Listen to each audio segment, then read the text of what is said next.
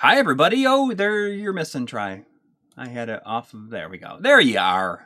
There you are. Sorry, it's always got to be something. It's always got to be something. It was just our Discord announcement channel though, so that's okay. All right. Sorry that we're running a little bit late tonight. It's my fault for messing around with my mixer. And it's my fault. But can't resist. I didn't tell you this, but the main reason I was messing around with it is because I just decided to get that microphone, the new voiceover microphone that I've been thinking about. Oh, so you got it? I do have it, yeah, and I think that's why I messed around with some settings to get it to sound pretty good. And it's I feel as though it's going to be a game changer for my voiceover portions, which is something that I always struggle with. I think as soon as I started recording my voiceover directly to my timeline, I've never been able to get anything perfectly right. And hopefully this would be kind of a great equalizer for everything and get it to sound good all the time. If it works out for you, then I'll probably get that same microphone too. Yeah, I think that'd be a good idea. I ended up, I spent some more money than I've ever spent on a microphone in my life. I'm not using it right now. I'm not using it right now. I can show you what it sounds like. Shadow Mask got caught by the placebo effect. Yeah, I'm still using my little shotgun mic here, but the microphone that I'm going to be using is the Electro Voice E20. Look at this bad. Look at this gigantic you learned about microphone. From Epos Vox. Yeah. Well, I guess this is a major a microphone that's been used in radio for a long time. So, they've never really had to change it. So I can. You want to hear it? Because I can play it for you. I can talk. Same name, different game was asking, how do you record your voiceovers directly at the timeline? How do you time that out correctly? I mean, you record to the timeline, but then you still have to trim it down. Oh yeah. All right, I'll switch over to it, and you can hear what it sounds like. And I assume in most cases you are trimming the audio first before the B-roll. So.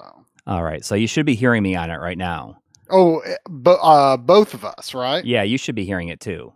Yeah, I do hear it. Does it sound pretty good? It does sound pretty good. I mean, as best I can tell in this context, yes. It was $450. So I've never spent even remotely close to this. I guess on a Zoom I have, but never just on a microphone, a straight up microphone. So I was just thinking earlier today about how long I've been using my Zoom H4n. I mean audio stuff doesn't really get out of date, really. Right. But I've been using that so long that the largest SD card that it accepts, as far as I can tell anyway, is 32 gigs. Well, that's the smallest card you can buy today. Yeah, it's kind of crazy because you can get it to work with larger cards, but it takes 5 minutes for it to load it. Oh, I couldn't get it to it froze. It froze 3 times trying to format a couple of 128 gig cards, and I was like, "What is wrong?" And then I was looking things up, and it sounds like, "Oh, you're supposed to use a 32 gig on or smaller." Yeah, I just got really sick of using the Zoom just in that situation where I was just recording directly to the timeline, because you can go directly into. So I record to a mixer, and then that line out goes into the line in on my sound card, and then you can set it up in Premiere to record to specific tracks, and you just activate it and it does a little 3, 2, 1 countdown, and just records a wave file. Well, see, you know, I think it takes me like sometimes like for longer videos, like stringing out my audio that I've recorded, remotely on the on the H4n, and then I have to import with the SD card. Uh, like it takes me all day sometimes just to cut up that audio and string it out. Right, exactly, and that's why I like doing it into the timeline. But the Because you thing, can delete your flubs as you go. right? But the problem that I was running into, and why I specifically picked this microphone, is because if I record a bunch of voiceover and then I uh, needed to record an additional line, like say the next day, if I am not the exact distance that I was to the microphone before, like it throws off everything. It sounds completely different. It doesn't sound right. And it's like, it got so frustrating. And the thing with this is that proximity doesn't affect it. Like that's kind of the whole thing. Like it does not, it might get a little bit louder if I get closer, but it does not change the sound, which is, that was like the reason that I wanted this one specifically, because I was just, Yeah. I was so sick of that happening. Yeah, it's hard, even when you like think your setup is exactly the way it was before, Mhm. like you can still tell when like you, or at least I can. Like it sounds different to me when I re-record for this projectors episode like so many lines because I like was like, well, that doesn't really describe that right, or I wanted to elaborate on something or change how something was. I changed things so many times Mhm. for voiceover lines, which, by the way, it's rendering right now. Yeah, yeah. I'm gonna switch In back fact, over to my other microphone. Sorry to disappoint everybody. okay. I might even go check on the render in like an hour or so. Yeah. Because I'd like to get it uploading, so that maybe you could possibly even watch it after the stream tonight. I'm excited about that. And and hopefully, because it's 4K, it is 4K, so it'll take a while to upload and process and everything. So I want to get that going as soon as possible. So I might sneak out after a while Just to go check on it. to check on it. Yep.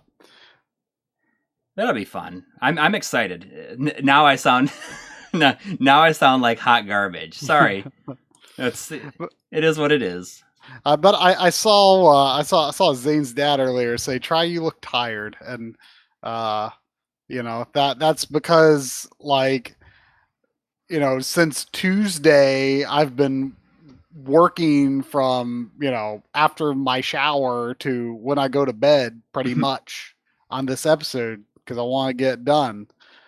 So it should release tomorrow. And I think in the past couple of days, like from some little things I've shown you, it's like only just like clicked in your head like what kinds of stuff is going to be in this episode. Yeah. Like it. I hope everyone watches it, even if you like have no expectation of ever using a projector, because it has a lot of things in it that I think will be relevant to your interests, even if don't you I mean you could learn some things that maybe you could apply to other things that you own. It's a lot a lot of the episode, like it's really almost more about my fascination with native resolutions than it is about projectors. Yeah, I think that is like, that's why I'm so excited to see it, because I've only seen little screenshots you've shared with me here and there. Well, I shared with you like Oh, a that's right. couple of Yeah, like those 2 or 3 segments. minute segments. Yeah. But a lot of this stuff is going to be completely new to me. And I think that you like even discovered like how cool certain things are, like while you're making it. And I I get the impression that there was like you got a lot more excited about it, like the more you got into the episode. Yeah, I mean, especially because I was I'm well, for one, I'm borrowing Matt Lisi's GH5 Right. because I thought this episode really needed to. I needed the capability to shoot 4K 60 for this episode. I just thought there's no and the way. episode will be in 4K. It is going to be in 4K, and I just thought there is no way that 1080p 60 or 4K 30 is going to be good enough for this. Like, I just thought I really need that capability to show that kind of detail at that frame rate. Mm-hmm. And so I'm borrowing that, and I'd really have to compare with my GH4, but I think the GH5 has such better low light handling, and I was able to do much more interesting things with the lighting, and really relatively easily. Like, it was not like my B-roll looks a lot more like Coury's B-roll has been looking lately, where you're playing around with like fun LED colors and stuff. There's a lot more of that going on in this episode, so it's cool. Yeah, I'm really looking forward to seeing it. I think that a lot of the stuff that you've sent me, like the screenshots and stuff of things that you've been shooting, like they're pixel perfect and look beautiful. There's some cool stuff in there, and I think that people might even have a greater appreciation for 720p after this. Yeah, it might offer you some hope for your PS3 looking, good again. Yeah. All right, so I better get to the game here. I'm gonna switch over here. So we're gonna be playing. Oh, it's a little small there, but it's a little too big. That's okay. I can bring it in just a touch. So yeah, I was looking up about this before the stream. I mean, I guess this is pretty recent. I didn't know about this until you suggested it tonight, but it sounds like a fun thing. And by the way, I see that it says sound emulator by Mimblers. Yeah, Mimblers is in Analog Frontiers Part 4. Indeed. So we have a choice here. We can either use the original soundtrack, or we can use the one from the Complete Works, or the Complete Works. Yeah, Rockman 4 Complete Works, so the PS1. And it's a remix soundtrack using MSU1.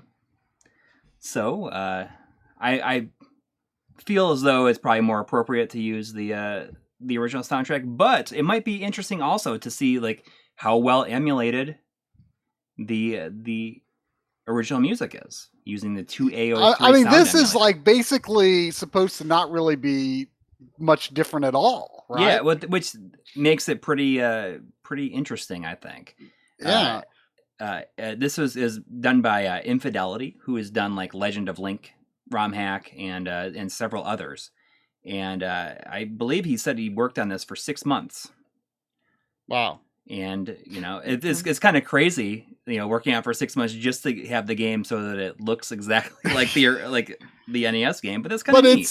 It's for the technical achievement. Yeah, exactly. And I wonder if it could open up the way for some more work like this. Probably. So what should I do? Should I do the which soundtrack should I use? I mean, I feel as though the Complete Works soundtrack might just be fun, just because. Yeah, I mean, I'm sure you'll still get a sense of the sound emulation through like the sound effects and stuff. Yeah, exactly. So yes, it's got a Capcom, got a Capcom PS1 FMV. Yeah, that's fun. So this is being played on a real Super NES, but I'm using the FX Pack Pro. It is playable like on emulators on the Mister and on real hardware. I noticed that on this opening cutscene that the fades are done like true to how NES does it. With changing color palettes and very slow steps. That was the very first thing I noticed when Mega Man 9 came out, was that the opening cutscene has these like smooth fade in, fade out. Yeah. That was the first thing I noticed. I was just like, suspicion of disbelief ruined.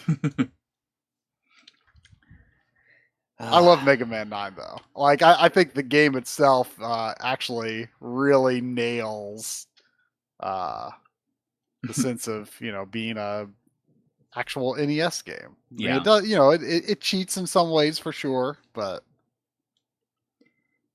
for the record, I have played this game on stream before. I played it probably 3 or 4 years ago. I'm guessing. Where were you at the? You got through 5, is that right? Yeah. I have not played 6. But I played 1, 2, 3, 4, 5, and 8 on stream. I didn't beat 8 though. Have you ever beat 6? Yeah. Okay. All right, so I'm gonna go ahead and start. Yeah, I mean this is just. You're supposed to start with Toadman, right? Toadman is very easy if you. If you fight him just right, he jumps from one side to the other, and if you shoot him as soon as he hits the ground, then he most likely just keeps jumping over you, and you can keep walking under him. I feel like in the original, is he in front of the rain here? I feel like he would be. Yeah. Yeah. Are there more frames of animation to the rain? I don't know where they'd be pulling these frames from. Yeah. I don't know. I mean, this was actually the first Mega Man game I owned, and the first I beat. Yeah, I'm not sure though. What might be curious too, this is the first one with the charge charge buster or whatever it is. So I wonder I guess I wouldn't be able to tell using the remix soundtrack, but I wonder if I lose channels of audio. Because that was a major problem, wasn't it? With this one. They fixed it in 5. I honestly don't remember.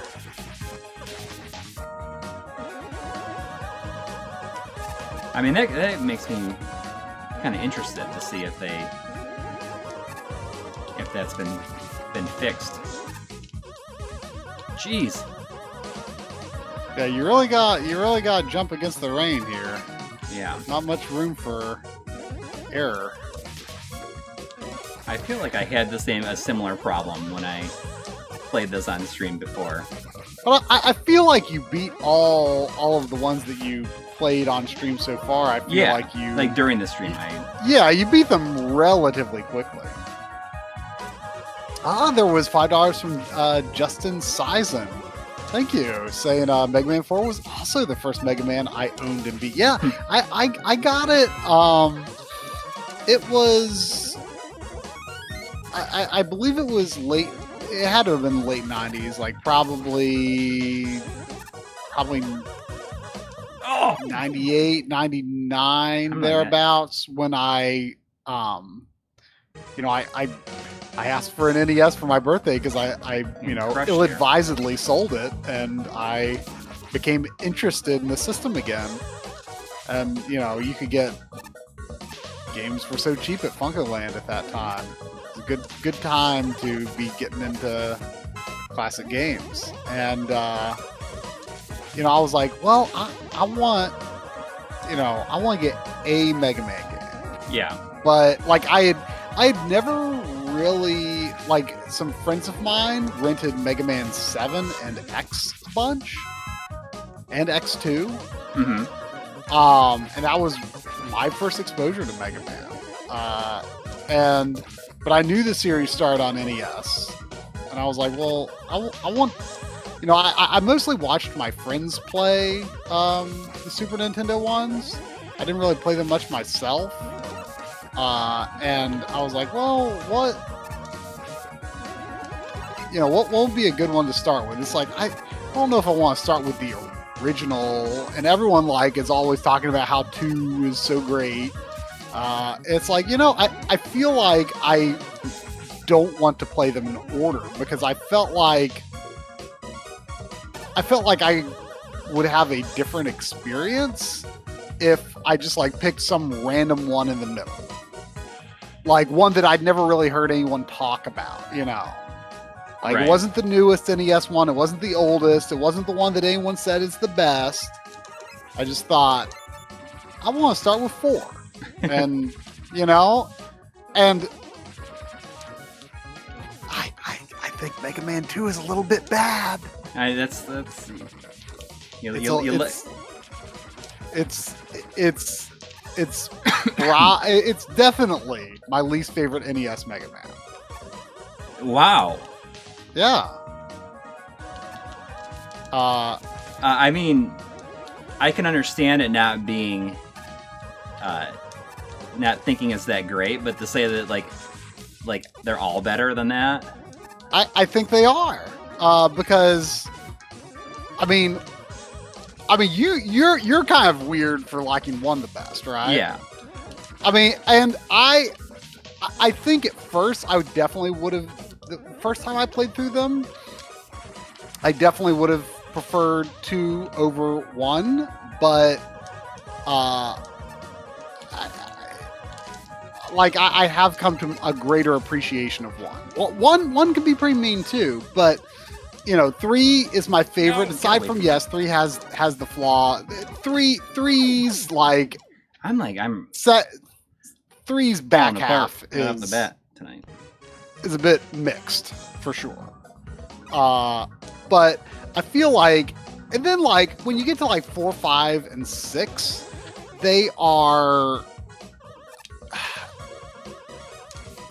a lot easier, but like they're all very good and solidly designed, and I feel like they're just fun to play. Like if you just want to just put on an NES game and play through it and like feel moderately challenged but not extra challenged, I feel like Mega Man 4, 5, and 6 are all just good relaxing times, good times.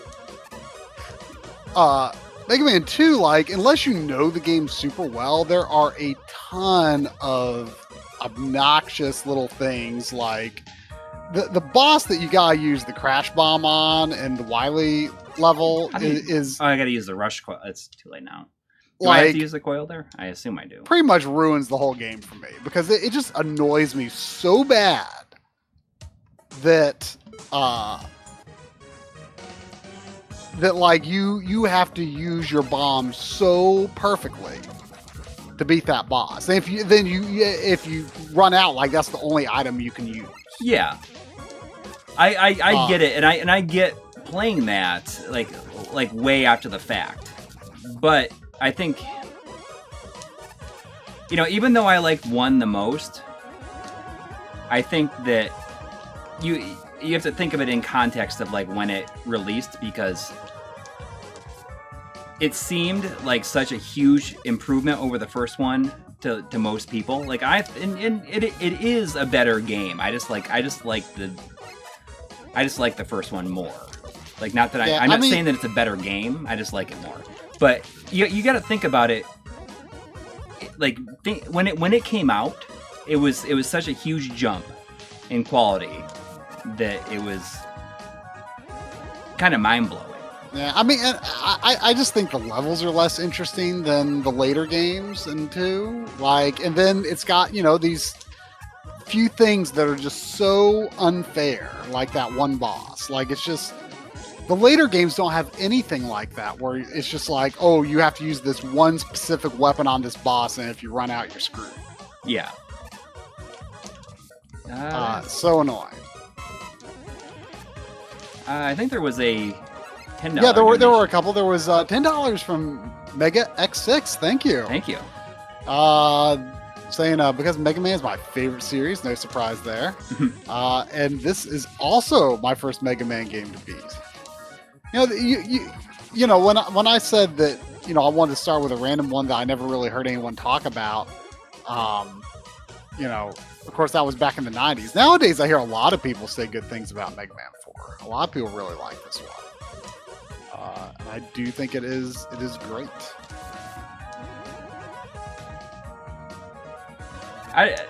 This is just when I felt like, I guess I started to feel like the passion was they're starting to lose the passion for it.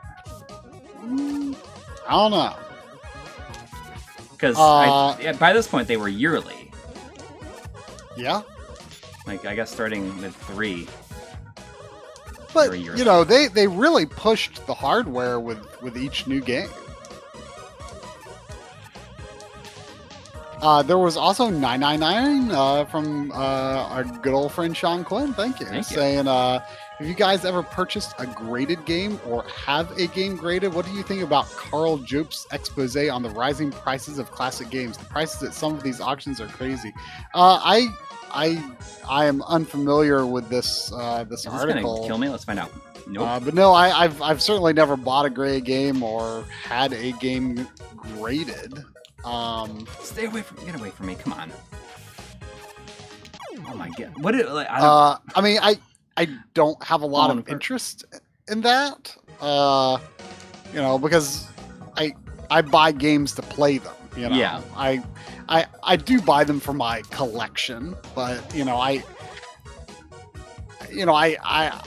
don't buy sealed games unless they're like just so cheap. It's like, well, why not buy it sealed? Like, a few years ago, I got Jack 2 for like $5 sealed. Right. It's like, well, okay, this is sealed, and there was I got, there was this one seller at some convention, I forget which one. Might have been Too Many Games that had an open Onimusha and a sealed Onimusha, and they were the same price. I was just like, well, why wouldn't I buy the sealed one? So I bought the sealed one, and they were like, I can't beat the first level. They were like $5 or less. This is what happens, I guess, after. I mean, is the input lag feel? It feels the same. I guess I just like suddenly have become bad at games these last few months. I don't know what the deal is. I'm out of practice. There's too much. I don't know. I haven't been playing enough older games that I'm out of practice. It's like, well, that's this or Journey of Silius.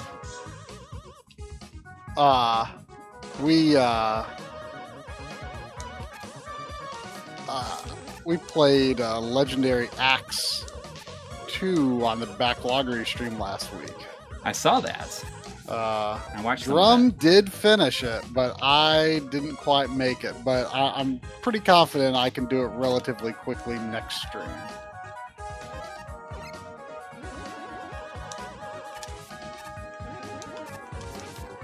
I just gotta stop running at him. Is what I need to do here, and that's like at the end of the level. So let's see if I can beat Old Man.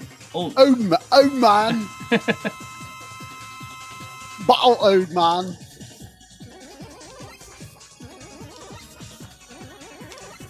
Is this what you got to do right here? As he starts to shake his hips, and you just can shoot him, and he doesn't do anything. Look at him. Yeah. Look at this. Look at this toad.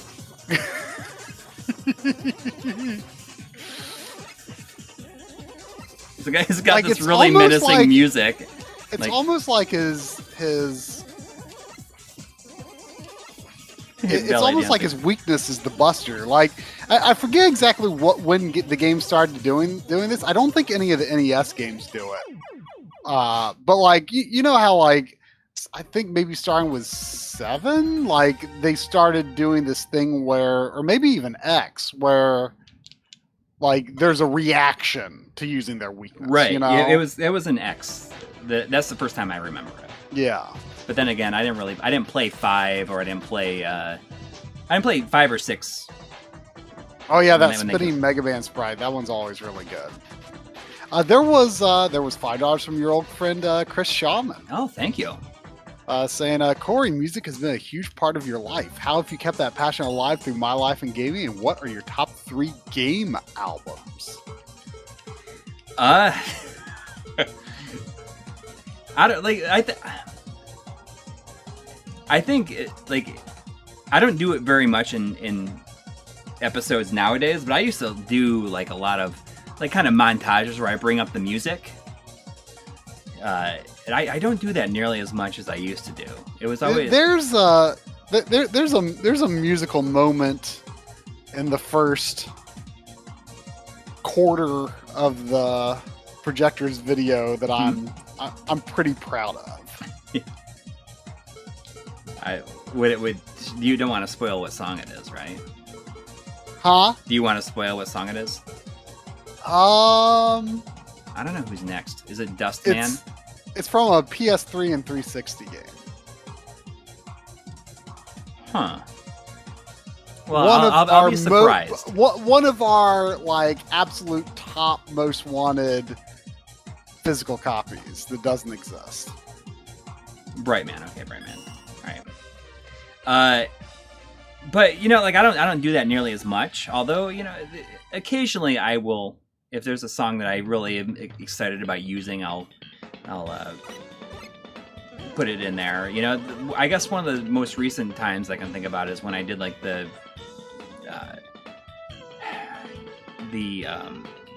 first party controllers episode 2, where I like brought up the Akira music from Virtua Fighter 2.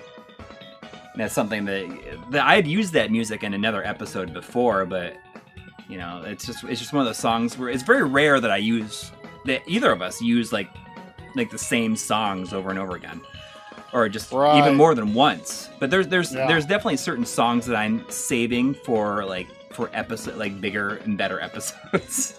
Mm-hmm. You know, I guess like this Super HD System 3 video that I'm working on, you know, I'm using a song and I'm like, oh, I kind of want to save this. So it might get changed out from the game Nexer. I was pretty proud of my music choices in the Projectors episode. Oh yeah, you don't want to hit the light bulbs. That's right.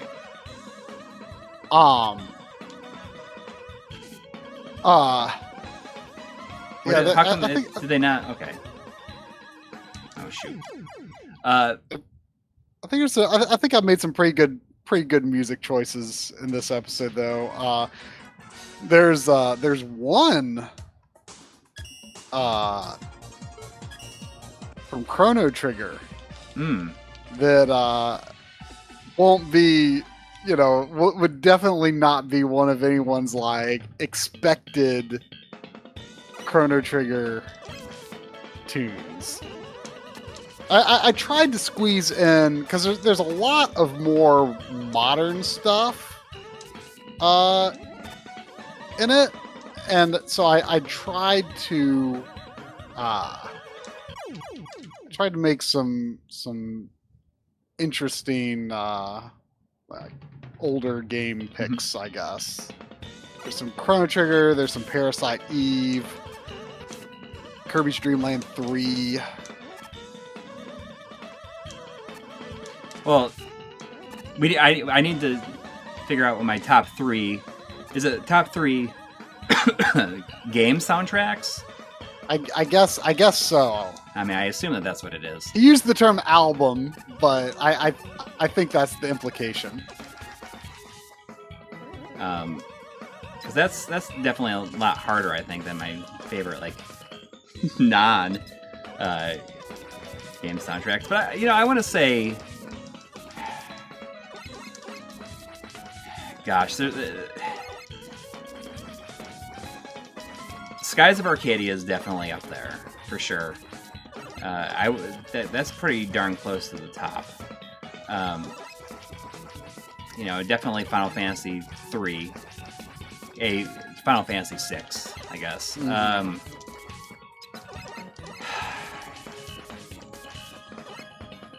I'm just going back and forth on this thing as I can. As trying to think of like what. You have to be really. I mean, you probably need to be more on the edge so you can be poised to make your jump. Yeah. I'm. I mean, would Chrono Trigger be in the running? Well, definitely, but I don't know if that would be in my top. I would say like I'd pick probably Chrono Cross over Chrono Trigger. That's true. Chrono Cross like is a really easy pick for maybe the best game soundtrack ever. Let's see this. You know, if you just like took one hit from that thing, you could just like walk on the spikes to the next one. I know, but the thing is, you can't do that in Mega Man 1. Even if you're invincible and you fall on the on spikes in Mega Man 1, you still die. And I think that's I always think about that. So I never think that it's possible to do. Show it is definitely not Shala's theme or Secret of the Forest. It's a really brief track, actually.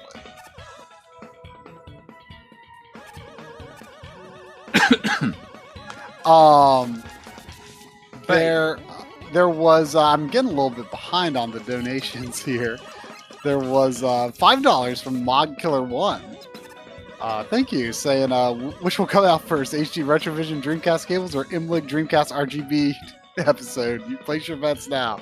I mean, I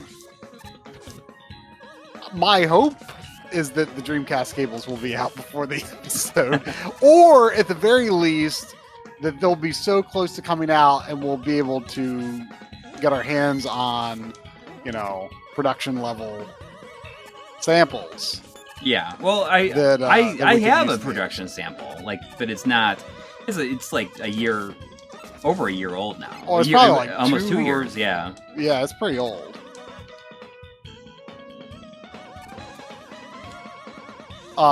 There was also $5 from Jonathan Henson. Thank you, saying building on Sean's question, do you think this WADA scam has negatively affected used game prices, giving sellers the wrong impression of their value? 100%. I mean, I don't know much about it. I definitely heard a little bit, but like, I mean, it's just not a scene that I follow. Can I drop closely. Down there? Nope. I thought that I didn't need to go all the way back. That's like, I don't know what I was thinking. Oh, that's right. But it looks like something it'd be a shortcut. It's a secret area. You are in a secret area, though. Right. Yeah, I don't have a lot of strong feelings, I guess, about the, No. The sealed collecting and raiding world and anything. I mean, mostly because I don't know enough to really weigh in, I suppose. But yeah, well, the video is pretty interesting. I admittedly have not watched the entire thing because it's an hour long. Like, I should be complaining about that. I mean, honestly, like, it's like exactly what we do. And it's very well put together. But it was,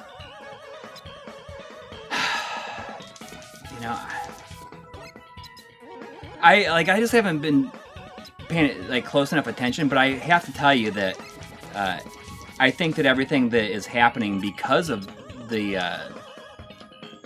scamming and these inflated prices is just like has really made all of this not fun at all, and has definitely impacted how much I've been looking for used games. I think I talked about last week about how I just haven't had any enthusiasm for buying like old games at all in a while now, and the big part of that is because of that. It's just because it's depressing, But you should check out the video, like, when you're... Oh! Man, I'm not good at this game. I mean, normally you play Mega Man just fine. I know. But it is... like, a lot of this stuff, like, that's happening with the with the used game prices is just, it's just made it so it's not fun anymore, and I barely care, and it's I guess it's good because then I'm just gonna be okay with the stuff that I do have, which is fine. That's that is how I should be. Yeah, I mean, but I still like going game shopping, but when I see Kudelka for $400, it's like, boy, I sure want that, but I just exactly buy yeah, it. that is it's in a world where something like the X Station exists, that's what even makes it crazier that this stuff is selling for as much as it is. My local game store has a lot of Neo Geo stuff right now, and there's easily more expensive things in the PS1 shelf than in the Neo Geo shelf. I'm ready to be to the end of this level here. All right. So is it rain? It's gotta be. Is it the? Although, I think doesn't that just freeze him though? Do you? Let's see. Are you able to shoot him afterwards? I forget.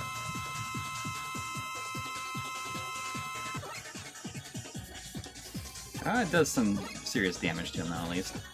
That is true. Why is the sound not there for the super chat stuff? And I don't know. Maybe it's maybe they've changed their system. What happens for me is for some reason Windows decide that the default audio device was something else. Mm-hmm. Well, this is just it's all on the Streamlabs site. So maybe they changed something that is preventing it from happening. I don't know. There was $5 from EB Chill 2. Thank you. Saying, hey guys, if any of you combine the PS TV with a Sharp Scale hack and the RetroTink 5X, I remember it was mentioned in your 5X video. I mean, to be honest, I haven't turned on my PS TV since doing that episode. You installed Sharp Scale. I did. And it took you a year to get to it, to do that, but you did do it. I did finally do it. And I intended to, actually, to be honest, I intended to do my Vita, or one of my Vita. I bought another Vita recently for a good deal.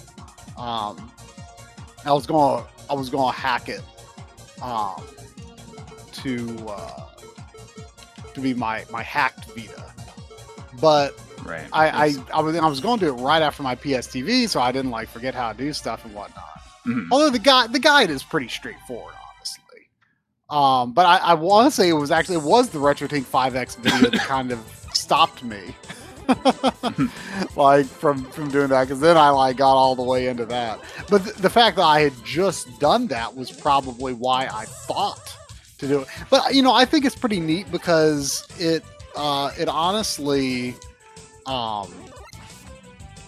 is yes, it is Bob for 1080i, but I don't think the bobbing is very noticeable once you're dealing with a resolution that high, especially when the basis of it is lower resolution pixel graphics. I just don't think the bobbing is very noticeable or distracting.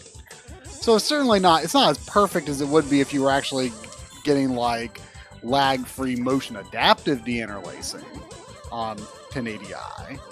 But this I just want to say real quick that this song is this remix of Skullman is really, really good.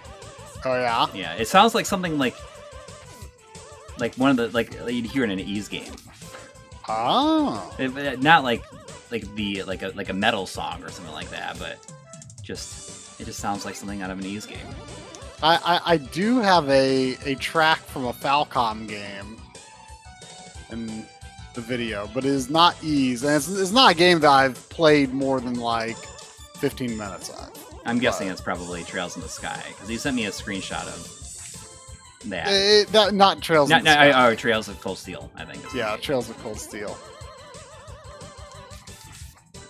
I needed a couple of songs to use when I was talking about 720p games. So I was just searching for something.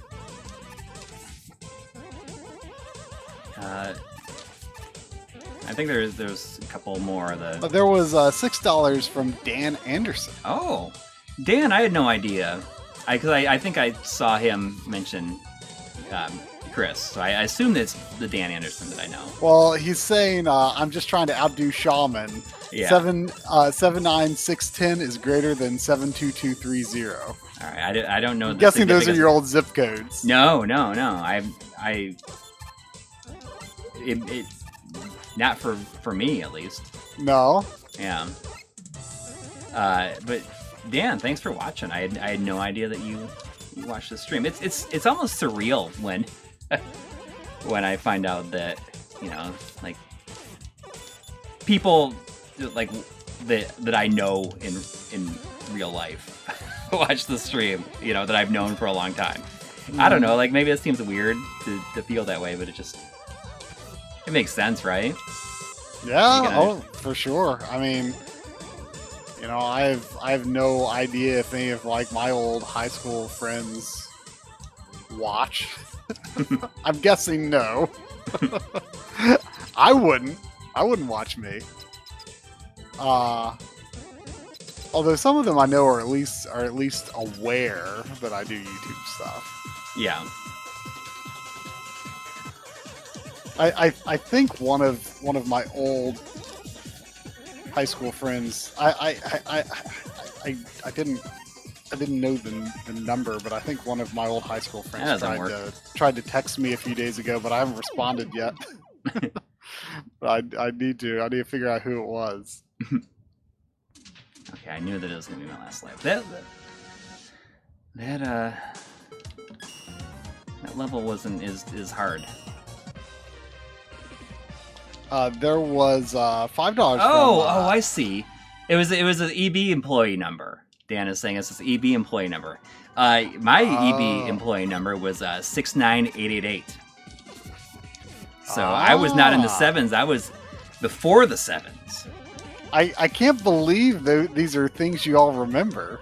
Oh yeah, I remember it, and you probably. I mean, I'm sure if Dan is in here, we always had the.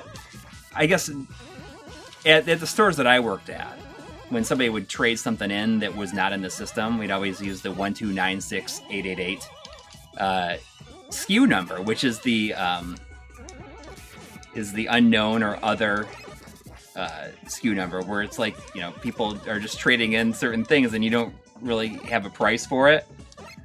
So it's just, we'll put that in it, and you know, like we'll give like $5 for Secret of Mana, and then I'll buy it for $6 from the store.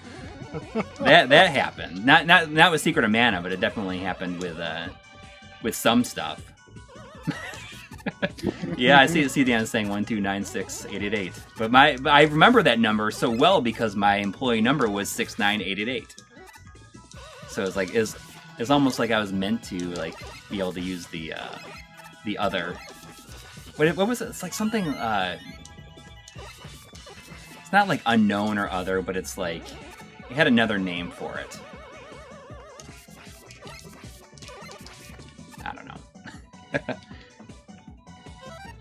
I wonder if anybody in the chat has like worked for EB, you know, in the late 90s, early 2000s would know this, what I'm even talking about. There was $5 from Axel Kusanagi. Thank you. Oh, thank you. Saying, should I sell my GameCube games since I load everything from SD to SP2? That's not the name of Dan's thing, is it? Oh, yeah, that's the little thing that goes underneath. Yeah. Oh, little one underneath. Yeah. Did that one ever get any of the incompatibility? That one had some like streaming audio incompatibilities, right? Like I'm not sure if it was something that could be fixed, right? I think it works fine, like as far as I know. But doesn't it have some limitations that the GC loader, the one that goes in the disk drive is called GC loader? Yeah. The little thing that goes underneath is basically like having the whatchamacallit, the thing that goes in the memory card slot. It's like Right. it works the same way as that. Right. So, but if you load games from that, like there's got to be real some there's got to be limitations to that one that the GC loader doesn't have, right? Oh yeah. There's the it's just like using the the memory card thing. What was the memory? Well, and I've been and you can load games from that, but it's not like it's not advised. But the GC loader is like straight up, like oh yeah, ODE. I mean, GC loader is like perfect from what I know, but I've got a couple of those the little things that go underneath, and I haven't done anything with them yet. I've been meaning to put them in my other GameCubes just so I could load Swiss, Yeah. with no effort.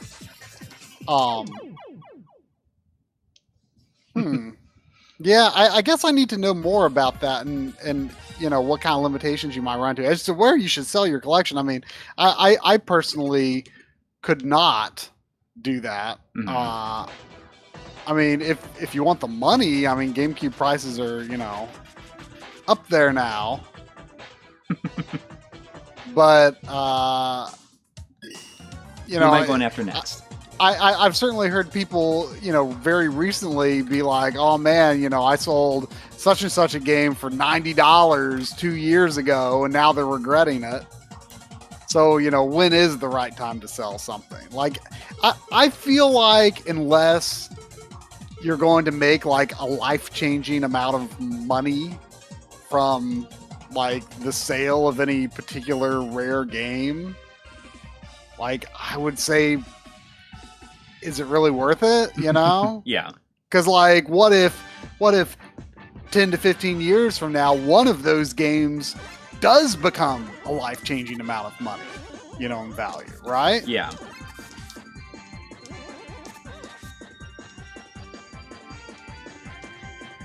There was $2 from Retrovania. Thank you. Saying, hope you guys are doing well. Try the facial hair is thumbs up. Well, people always got a comment on it, but I mean, this is like, this is normal for me. Like my main motivation for shaving is, it's time to shoot an episode. So basically you can measure how long it's taken to make an episode by the scruffiness of my face, because the last time I shaved was to shoot my on-camera bits for the projector episode.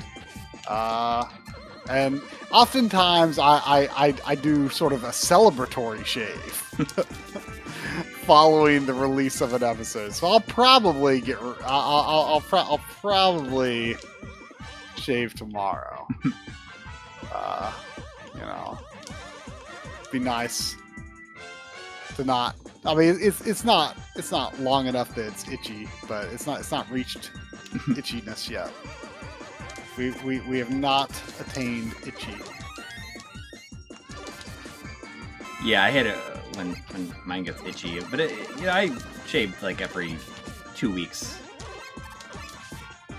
Yeah, that's about as good as I do. The only difference is you like intentionally don't ever go fully clean shaven. That's true. Whereas I do, but it only lasts a couple of days. There was $7.99 Australian, I believe, from Vittori, with no message other than the pear emoji lifting the weights and going, keep it up. So you're committed now, Coury. Yeah. You're committed. The people believe in you. I think you're doing better now that you're settling into it. I mean, Mega Man games are often like that. Like, you struggle with it until you kind of gain a foothold. Right. And once you've got a few bosses down, then it's like, oh, not so bad.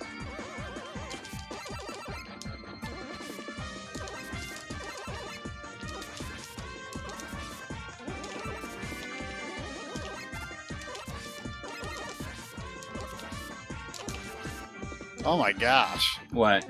Christian Waters saying, I found a loose Path of Radiance at a Savers a few months ago and sold it for $180. A loose Path of Radiance. What is that? Huh? I don't know what it is. No, don't know what is. Path of Radiance. Fire Emblem Path of Radiance. Oh, duh. Okay. Is that the Wii one? That's the GameCube one. Okay. Radiant Dawn is the Wii one. Oh my gosh, I'm seeing Axel Kusanagi saying Path of Radiance is $400. Yeah, that's the thing. Like, that is the crazy thing, you know? Like, games were expensive, but I feel in the last year, they've, like, a lot of them have, like quadrupled in price. And that's like, you know... Nintendo needs to make a Fire Emblem Echoes of the Ike duology. Right. Because obviously it would sell like crazy. I'm just thinking about, you know, like, it's like these prices like that, like $400 for that, like, you know, it's what does Sam say to Frodo? He's like, Mr. Frodo, you're going where I cannot follow. What does he say? I feel like I cannot follow into like that nonsense. Well, I don't know. Didn't you kind of follow Snatcher into that? I did, but you know, like that's like a once in a lifetime thing. Yeah. And even that was less than what he just said for Path of Radiance. So yeah, it's like out of the question. I mean, it's awesome though that Fire Emblem like has finally become like super popular, you know? Yeah. Like that was, you know, back when it was first coming to the US, like, you know, I got the first Fire Emblem game like pretty much right away. The first one that came to the US, and then, you know, I got all the others as they came out. You know, so I've just paid, you know, retail price for my copies. You know, so I mean, gosh, I mean, has Earthbound really gone up in price much at all? Like in my mind, Earthbound is like perpetually like a $200-ish game. Like, yeah, 200, 250. Like, has it gone up? Because like I mean, has Shantae gone up? Shantae definitely has. Even with like the limited run and like the for digital sure re-release. Like I don't think any of that stuff matters. I don't think it matters to a small extent. Maybe, but in the overall scheme of things, like it doesn't matter. Like if it's not original, yeah, like people don't care. What is this? But, like all the Pharaoh attack is like this thing? Oh, you can charge it. You can charge it.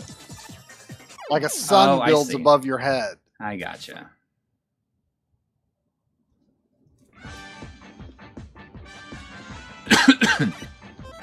But in terms of, yeah, like, it just doesn't seem to matter.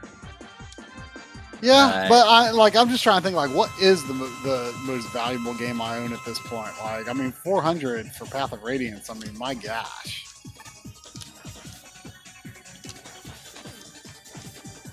It's a great game. Sure is ugly though. Like, like Intelligent Systems really struggled with 3D graphics for a while. Corpse 413 says Earthbound loose on price starting is $330.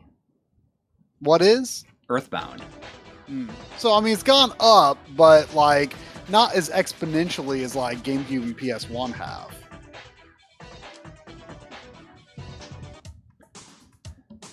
Like, it just seems like, you know, one day, like, a year ago, everyone decided that... Where am I going next? That, like, every PS1 RPG is just unobtainable now. Yeah. Like, beyond unattainable at this point. Like, I think we're talking about this, and if Chris is still in the chat, he's thinking like, I still have a lot of this stuff. And I can't even tell you probably the last time, like, I wonder when he's, like, busted any of this stuff out and has played it. He's probably, like, thinking, it's like... He probably has a lot of this high price stuff, because him and I basically bought a lot of the same stuff. Although I think he might have a copy of Incredible Crisis still, and if he's thinking about selling that, he should sell it to me. There was $5 from Mises Walks, thank you, saying, down with the madness, let's bring them prices down.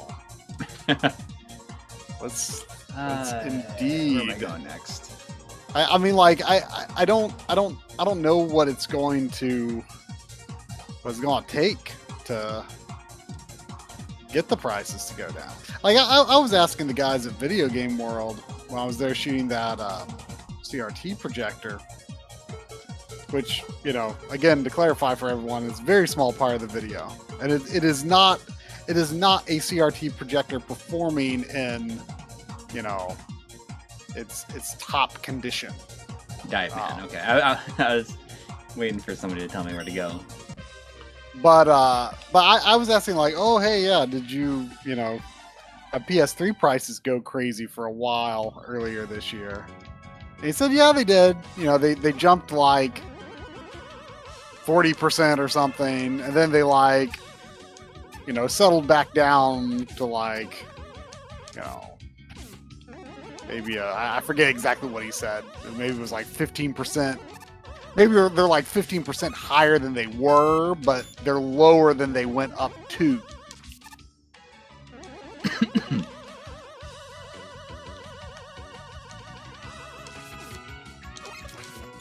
This is a good. I mean, you know, I bought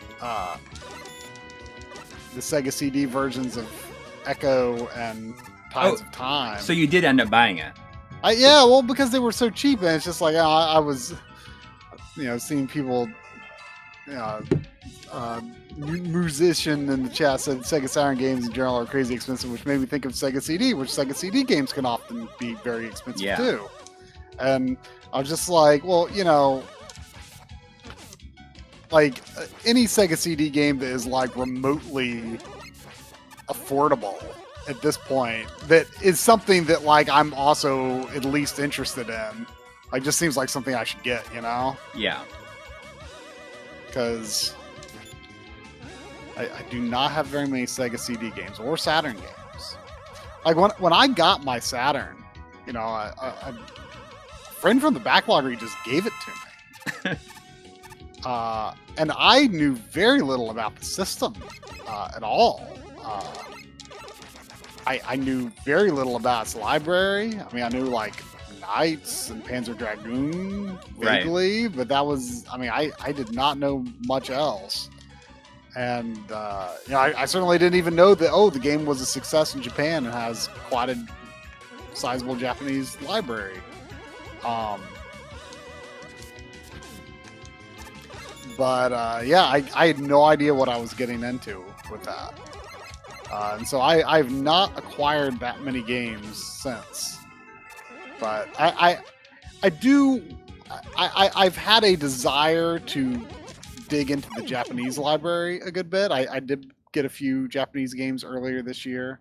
And not just Japanese exclusives, you know, certain things that might just be more affordable to get the Japanese version. Because a lot of Saturn Japanese games are cheap. Yeah.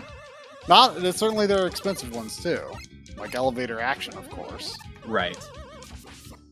Like boys Elevator Action. Are PS1 games really expensive? Yes, boys. Yes, they are getting there. Perhaps, many of them are there. I think that perhaps PS1 is the most expensive right now. It seems like it is. It's the one that bothers me the most to be expensive, you know? Yeah. Like I feel like it's the system that I still wanted to do so much more with. That seems like a hidden path right there. You think that's a hidden path? I don't know. I just want to say that this remix music definitely sounds like Sega arcade game. Like it should be. It sounds like Daytona USA or Virtua Racing. It's like the stats screen, like the race finish, or like the options screen or something. Come on.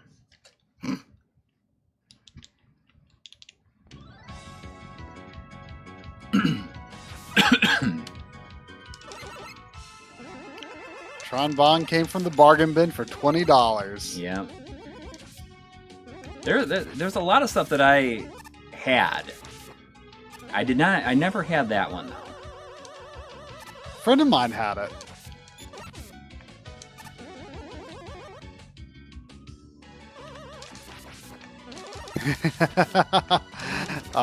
Axel Kusanagi with $2 saying, should I sell my PS1 game since I have an X station? Depends on how much money you are looking to make. Excuse me. Hang on. I mean, I don't know where that came from. Yeah, exactly. I mean, I guess I would kind of give the same answer I gave for GameCube, though. You know, like, is it a life-changing amount of money? Because if it's not, and then later it is, then you might regret it. But I mean, X Station is very good. I mean, I have not run across any issues with X Station. I don't know all the details on whether X Station has any incompatibilities or any issues. It seems to be in pretty good shape right now. It has not had a new firmware update in like a couple of months. No. Yeah, I mean, like since adding folders, like that's. Has that come out yet? The folders, yeah, a couple months ago. That's right. Yeah, I forgot that I already have that. Yeah, I've got that on mine. I don't know why I totally forgot about that because I literally was using it yesterday.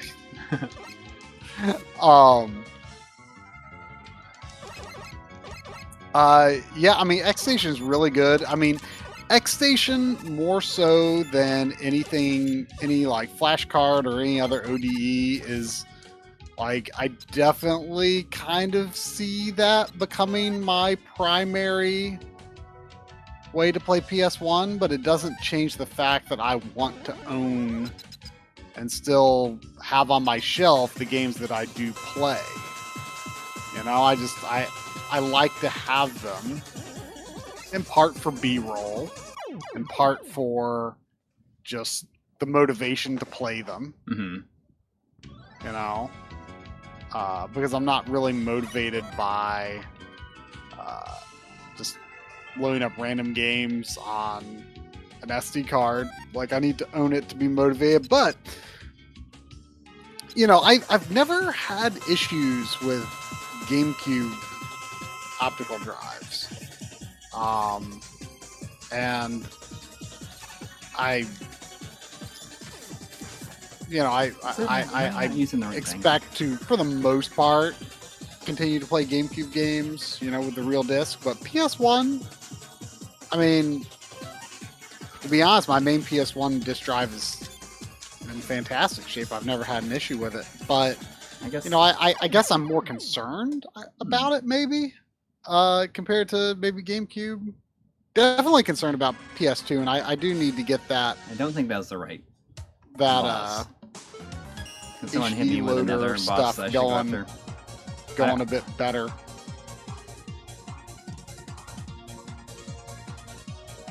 Someone can tell me who I'm going after next. It is. Is this Skullman? Is it supposed to be?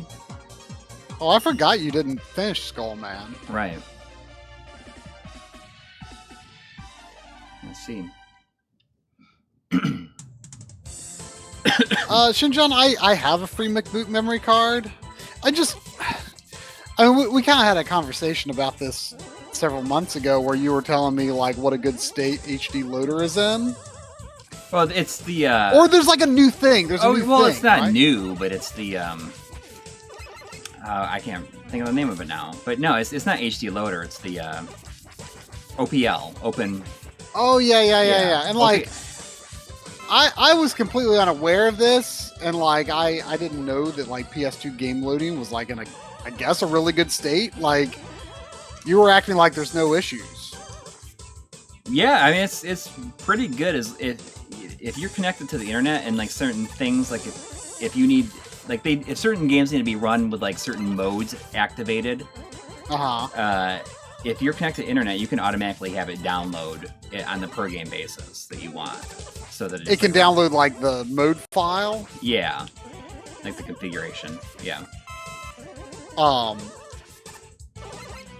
Yeah, I need to get that set up because, like, you know, I just been using HD Loader, and I was not very satisfied with Oh yeah, HD Loader like hasn't been updated in forever. Yeah, so I was kind of down on like non-ODE options for PS2. Like, I was just like, well, I'm just gonna wait for a good ODE. But yeah, I mean, if OPL, OPL is pretty good. And I can install that even though I've got an old free McBoot memory card. Yeah. Okay, it's something I have not done it, so I can't tell you like exactly how to do it. Like, as you know, like from how long it took me to like, you know, hack my PS TV, and like how slow I am to like ever do updates on EverDrives and things like that. I just like feel such a lack of motivation to like deal with that stuff and to update it. Yeah. Like, man, I just like putting my games in and playing them, you know? Yeah. I get it. And so, like, even though like I recognize like how useful this stuff is, like you gave me you gave me what was it, a Phoebe? Right. Like a while back, like, man, and that would like be so tremendously useful to me because, as I said, I don't even have that many Saturn games, but I just have such a lack of motivation to like do that kind of stuff. And well, like I know that I'm going. I know that it's like once you get it set up, like you're done. Like you don't have to worry about it. Yeah, but then you might have to add more games, or or you might have to buy like a much larger memory card or whatever than you felt like spending.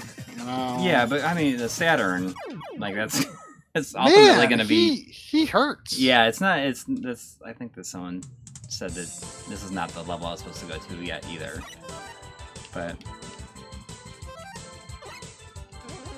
See if I can figure him out anyways.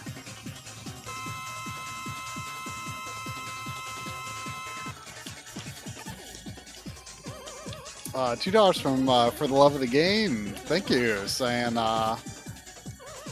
if you need help with PS2 stuff, ping JF in the Digital Foundry Discord. I'll keep that in mind. But yeah, I mean, I just need to get around to doing it.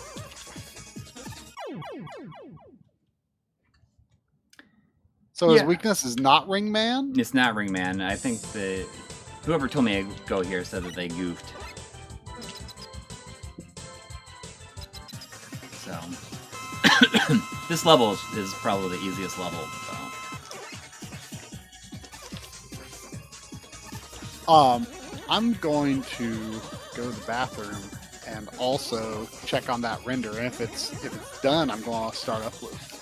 All right.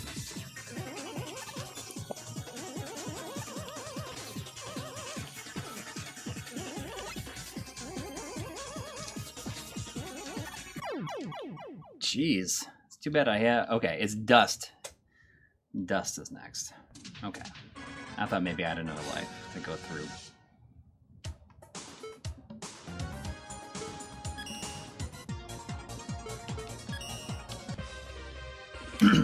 He's just a big vacuum cleaner, that's all.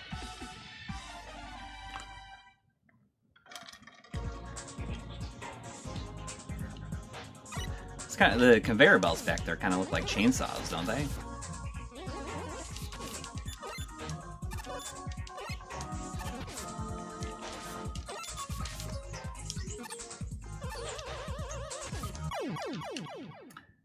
Oh, there's $1 from Snickerdoodle. Thank you. I like Snickerdoodles.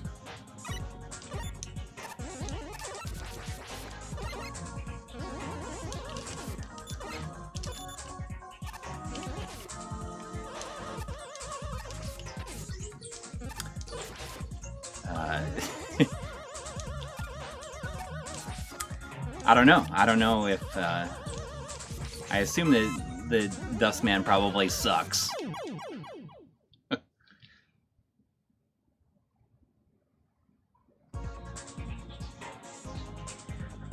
Yeah, I do wonder if there's going to be like some sort of crash or something like that eventually.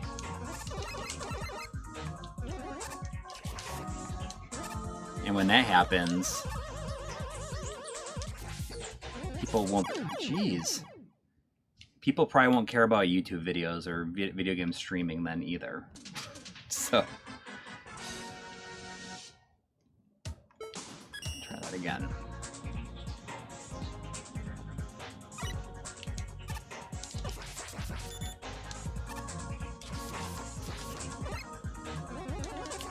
It is a good tune.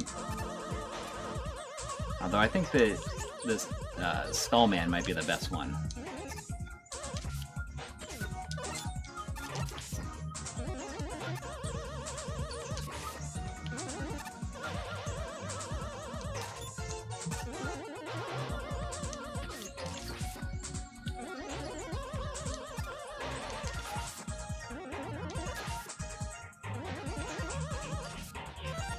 I wonder if I can coil over this. Probably not. Nope.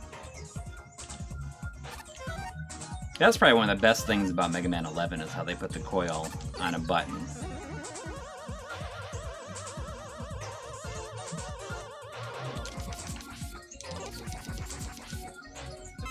Yeah, I have no idea when there will be a crash, but I assume that eventually people are going to get sick of it. And sadly, like a lot of people that are genuinely interested in it are probably going to get sick of it before then. Which is unfortunate.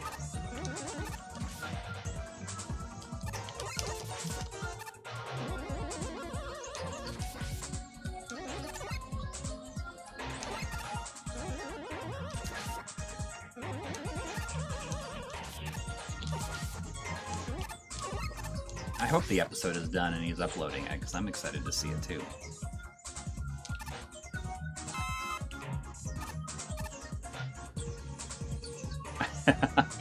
$4 from For Love of the Game saying Mega Man 4, but now it's a golf action game. I'd play that.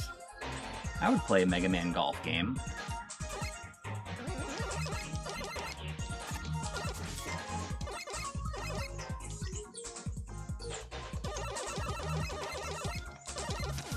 Oh, thought I was done for there. All that dust.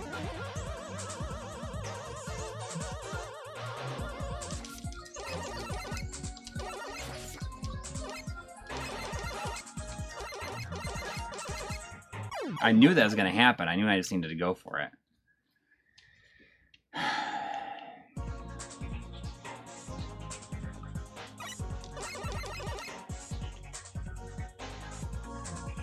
Oh, interesting. So Contra is like has gone down in price.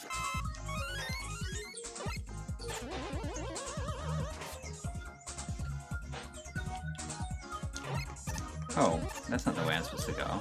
I was supposed to go up. I just went backwards there. Whoops. Yeah, I think the price of used games has also made me like a lot less excited about going to conventions and stuff too. For instance, you know, we're going to Retro World Expo in November, and usually I'd be like real excited about like buying some stuff, but unfortunately I don't feel that quite the drive. Come on, jeez. It only goes as far down as, I guess, the highest or the lowest piece of dust. It is uploading. Oh man. It was you know, I don't know if this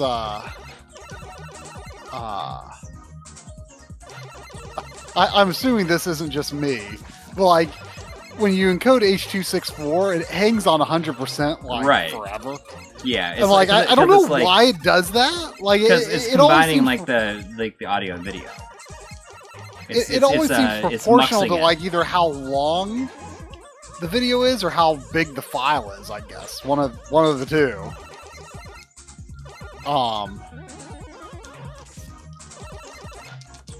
But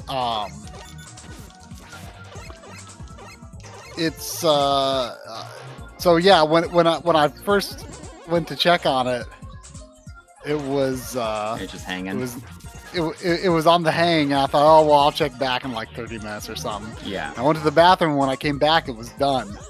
Heck yeah. Because like sometimes that hang, like I mean, for a long video, it can last like an hour. Yeah, but for a 4K video, especially. For a 4K video, yeah. So I was concerned, but it's going to be uploaded in like 30 minutes somehow. So. Raymond Rodriguez, if you look at Infidelity on Twitter, his handle is @infidelity_NES, and he has a link to it. And you could probably just like do another search anyways, and like just do like a general Google search for Mega Man 4 SNES Infidelity, and probably you'll be able to find a link to the media. I think it's MediaFire account. Did you catch the super chats while I was away? Yeah, there's just the one. Snickerdoodle. Yep. I love that name. It's Mega Man 4, but now it's an action golf game. Yeah. When I was at Video Game World, we had a extremely makeshift situation for shooting that CRT, which is like not ideal because actually like calibrating and focusing them like takes a long time. Mm-hmm. But it was not in a permanent installation yet. I mean, they'd only gotten it like maybe 2 weeks prior. Who's next? Sorry. And we're working on fixing it up still. I feel like the sound that it makes when you move between, the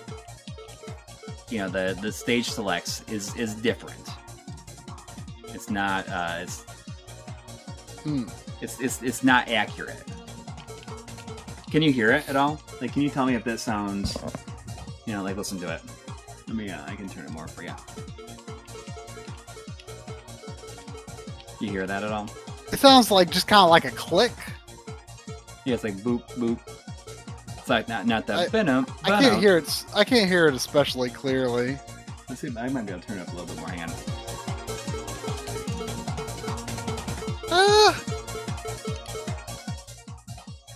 I don't know. I couldn't tell you honestly.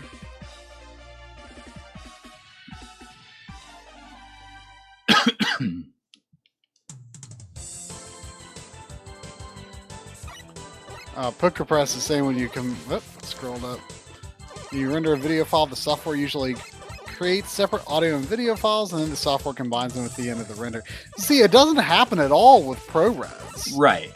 Like, ProRes because it's not compressing, like recompressing it. Yeah.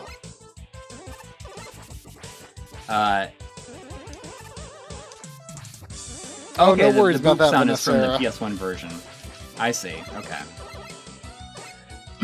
That was I was quite well covered, and I do have a couple of shots of the other ones that were set up in the group that Sterling shared that had the really nice looking ones. I included a couple of his screenshots. But yeah, I mean, it takes a long time to set up a CRT projector. In addition to just making it work better in general. So, anyway, this all started because I was responding to the super chat about here. Why don't you get on the other side of me, Sandy, or let me scoot over? There, that'll do.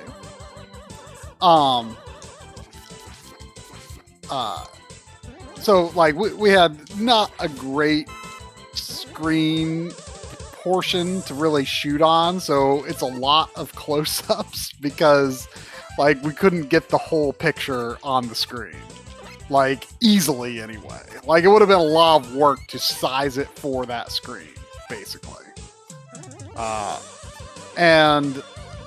So I was shooting.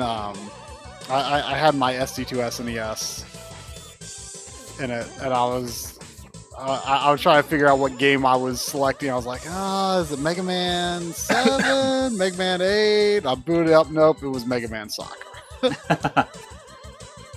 I had not used any of that.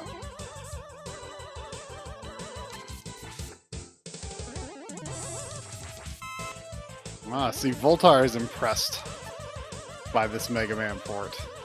You know, everyone always, one of those ROM hacks, everyone, what is it, Minus Infinity? Is that what it is? Mega Man 4? Yeah. Is that what it's called? It might be, is it Mega Man 4?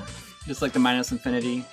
I don't know if it's 4 or if I don't know if I'm mixing one. Minus Infinity up with some other ROM I'm pretty hack, sure. But there is a Mega Man 4... Did you just like pull off your headset? She like eating your headset? Did you just pull it off? Sandy's leg got tangled up in my headphone cable, and I couldn't figure out how to untangle it off of her foot.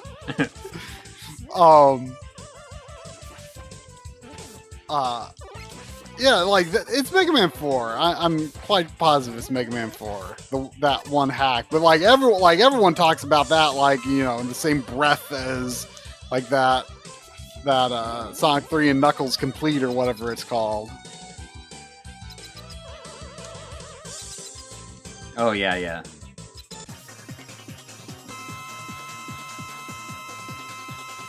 You know what I think is funny is for the Projectors episode, I'm seeing Rasta Jedi telling Voltar excited to install the SNES RGB into a Super Nintendo Mini. I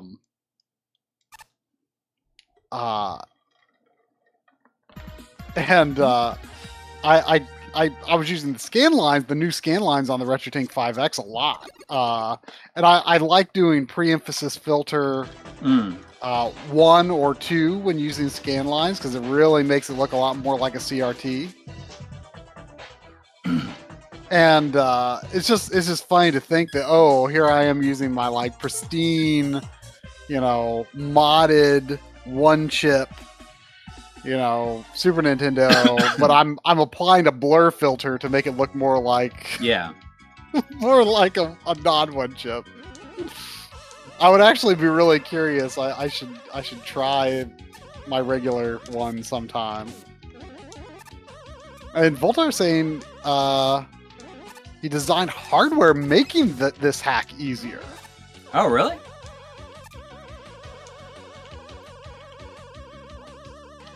That's awesome.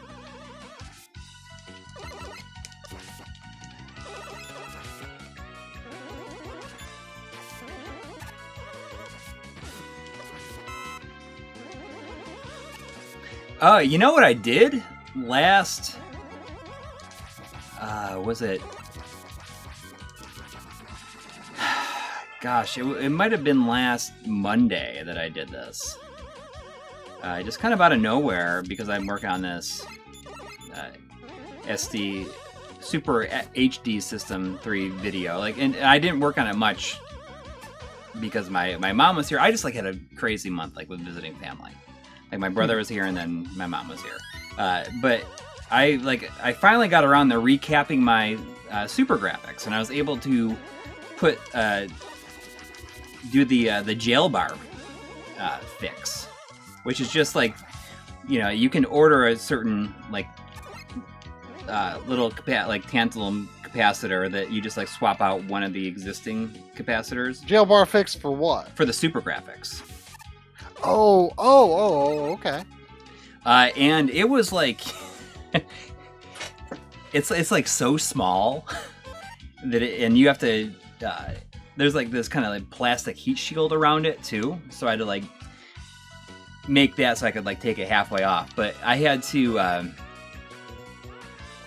I had recently just gotten this magnifying glass. It's kind of on a a microphone arm type thing, but it's a magnifying glass, so I can move it around. And I was able to do it. I feel very good. It's the first time I've ever recapped something. And I did that because the Super Graphics is there's not very many capacitors on it. It's not a hard thing to do. So you feel good about the result? Yeah, I mean, it works. Yeah.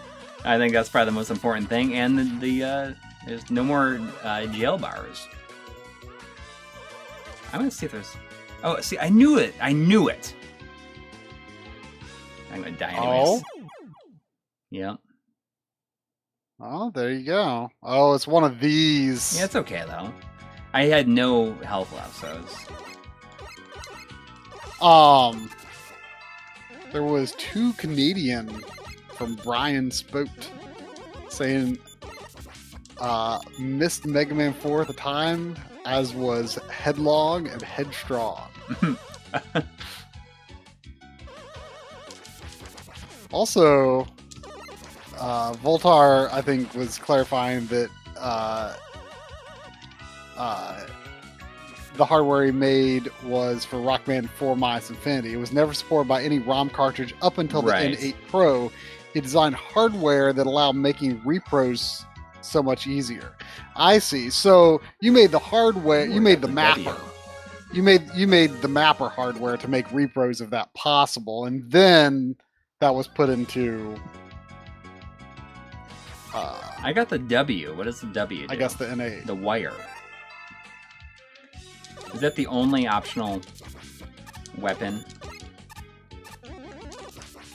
The wire. Yeah. I forget what that does. It looks like a grappling hook.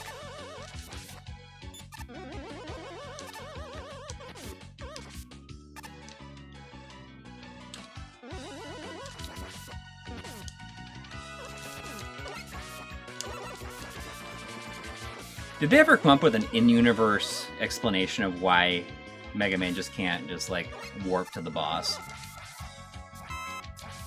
Probably. I think Mega Man X lore.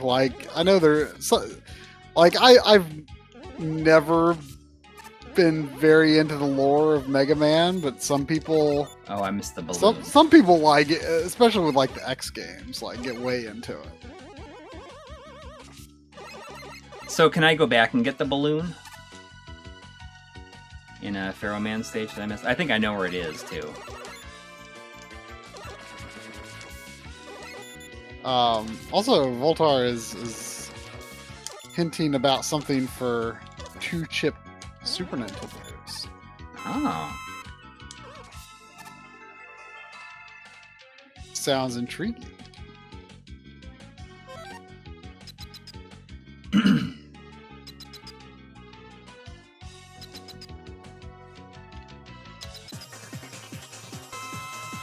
Okay, I'll go and get the...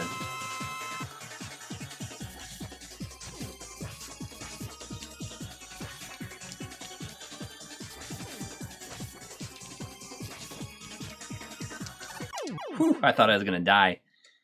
I thought I was finished. Yeah, like I'm at the point I'm watching on the stream here. I didn't think you had much chance.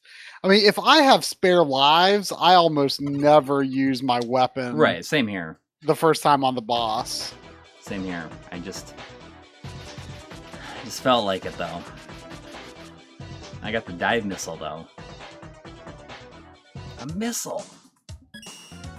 There's a missile But I mean, in my house, you know, Gary. if 2-chip Super Nintendos could be cleaned up a lot, then that would I mean, certainly for the truly accurate processing. Yeah. That would be pretty nice. I would almost be tempted to do that in my Super Famicom instead of my like my original childhood Super Nintendo, because like I kind of like to keep that stock, but the Super Famicom is also like way less versatile because you can't. I mean, there's probably cartridge adapters, but I've never looked for one. Like to play like American carts on a Super Famicom.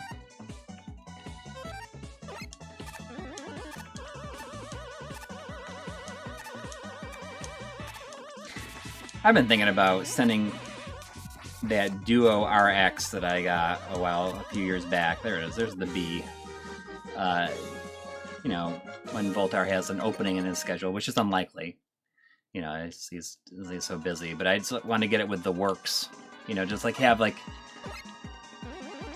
an original, like it's not like a repaired Doujin Dance system, but I have like an RX that is just like stock right now. So I was thinking about sending that out. That's awesome. Saying I'm out of the loop. Can I get a quick debrief on 1-chip versus 2-chip SNES? I mean, so 2-chip SNES has two separate picture processing units, and 1-chip SNES is kind of combined a bunch of components onto a singular internal hardware, and people just call them 1-chip. Or Nintendo actually called them 1-chip as well, because it's written on the board: 1-chip 01, 1-chip 02, 1-chip 03. And so basically, those systems also happen to have, including the Junior, have sharper video output, much less blurry. Regular Super Nintendos are very blurry looking systems. You know, if you compare like the RGB sharpness to like a Genesis or a PlayStation, much blurry, or a Saturn, much blurry. Super Nintendo is very blurry output. It does have, you know, it does kind of have like a unique appeal to it, though. I think. Yeah, but because it's not just blurry. It's just like it seems like it's like blurry in a way that's not. Things are not typically blurry. I don't know. It's pretty similar to the N64 blur, though. I think it's almost exactly the same as the N64 blur, honestly. But yeah, so basically most Super Nintendos, sometime in 1995 was when the Switch happened, so pretty late. And the small Super Nintendo consoles, that people sometimes call mini or juniors, those also have it. Because they're basically 1-chip consoles inside, but they don't have RGB natively, so you do have to install a mod. They also need, if you want really clean quality, there's a capacitor that needs to be swapped out that Voltar figured out. You swap it for a higher value capacitor, and there is an issue with 1-chip consoles where like sort of black outlines, like Mega Man games are actually a great example. Mega Man X, like the life bar will repeat. Like you'll sort of see a faint shadow of it. Like anything with a strong black outline against like a flat colored background.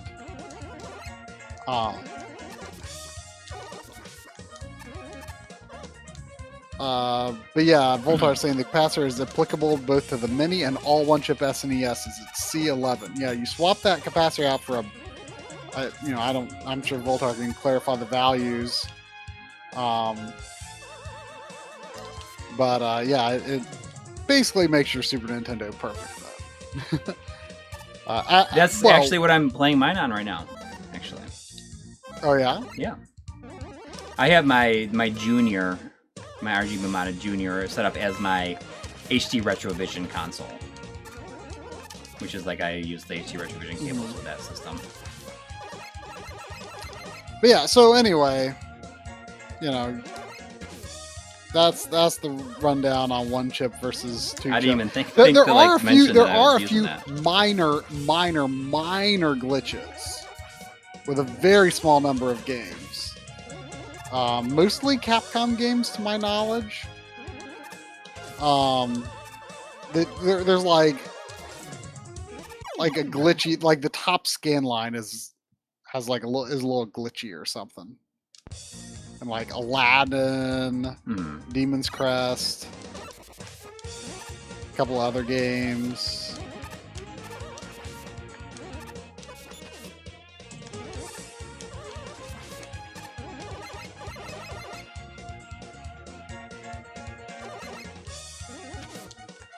Forgot about those little chunks of rock.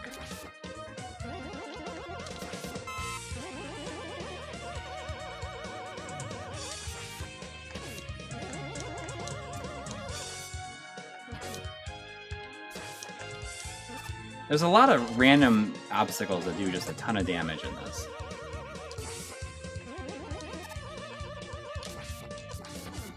Ooh, $2 from Demo Kirby. Thank you. Saying Bob in a question and answer mentioned a clear RGB mod for 2 chips. Oh. Is this perhaps related to what Voltar is speaking of? Maybe. Was that a recent one? I haven't watched this past week's yet.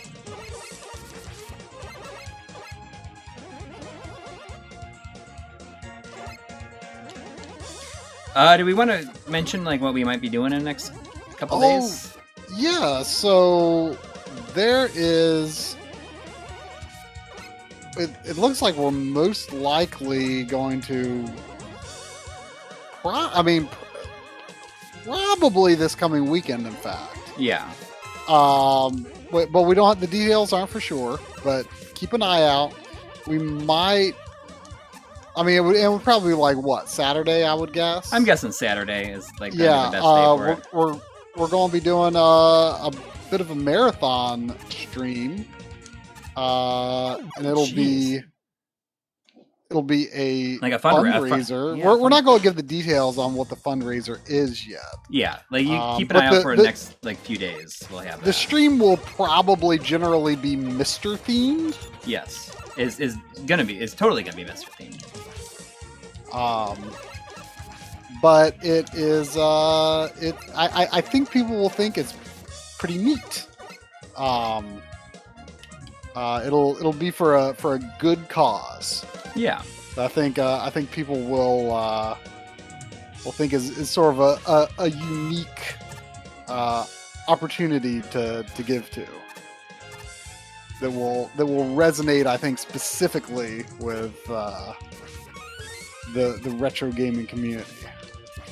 Yeah, it's gonna be fun. It's gonna be fun. We haven't done one of those in a long time, so. Same hour? No, I think we're thinking like we'll probably try to make it at least 12 hours. So yeah. we'll definitely be starting in the morning. But just keep an eye out on probably our Twitter is really going to be the only. And I'll put it in like in the channel, like in the what should we call it, the channel announcements. Yeah, so just keep an eye out. The details of that should emerge in the coming week.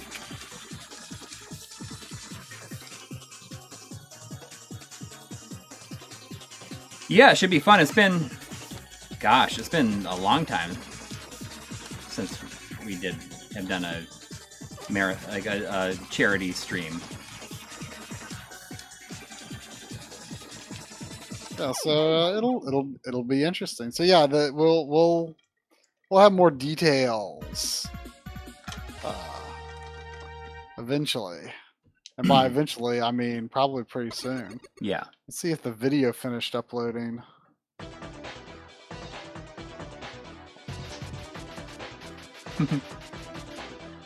But it's all going to be Mr. themed. It's going to, we'll probably, maybe we'll knock some games off our backlog and play the Mr. versions.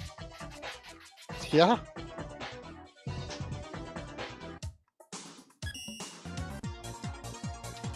Oof, I will try to pick. I will try to not be fighting the final boss in the game for 11 hours or whatever the heck it was. It was surely not that bad.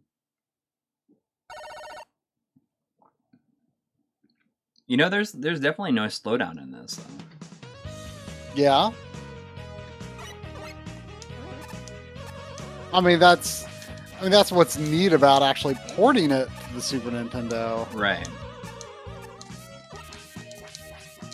I wonder how, like, now that they've got the whole game functioning as it should. Mm-hmm. Like, I wonder how difficult it would be to add like Super Nintendo specific features. Like, you could do one of those, like, what's it called? Is it DMA? I think is what you call it. When like you have like the sky gradients and stuff,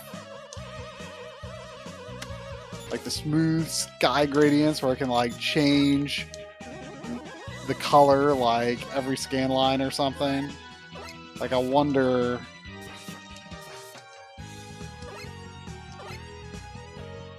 I wonder how hard that would be to like implement now that the game is functioning, or if that's just like totally outside the scope of what you could really do with this kind of performance. On this guy.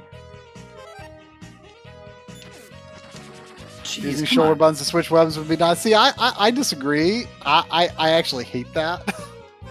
I mean, I guess it would be nice to put in the feature, but like, I never use that because I enjoy having that sort of moment to sort of pause the action, think about what I want to use, and like when you're switching in real time, like I'm so bad at like remembering like, okay, which weapon is this color? Like, I never use that in the games that actually have it. I don't like it. I don't like that. I mean, it's a good feature that does not work for me personally.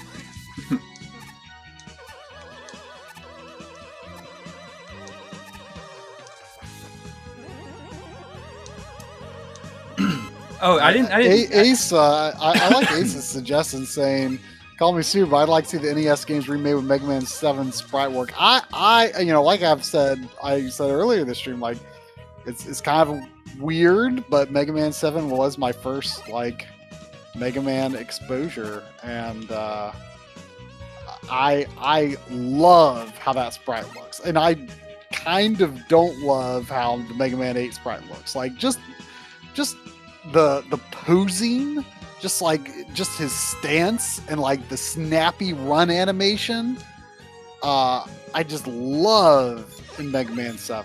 And how do I do that? I gotta wait till it goes up, probably. But that said, the sprites are way bigger in Mega Man 7. So as much as cool as I think it would look, I think it would be it would just the games would not be directly translatable to that size of sprite.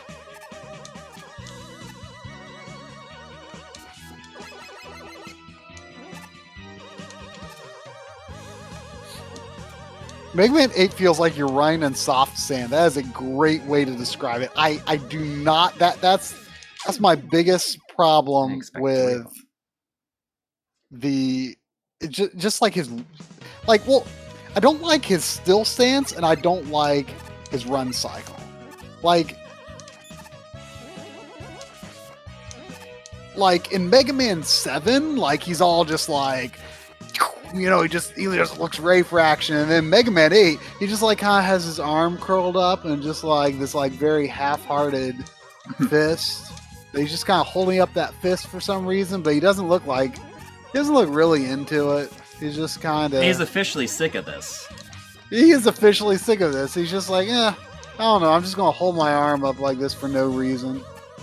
It's just gonna be like this, but you know. And Mega Man 7 though, like you believe that clenched fist he's making. And then in 8, like they tried to make the run cycle too smooth.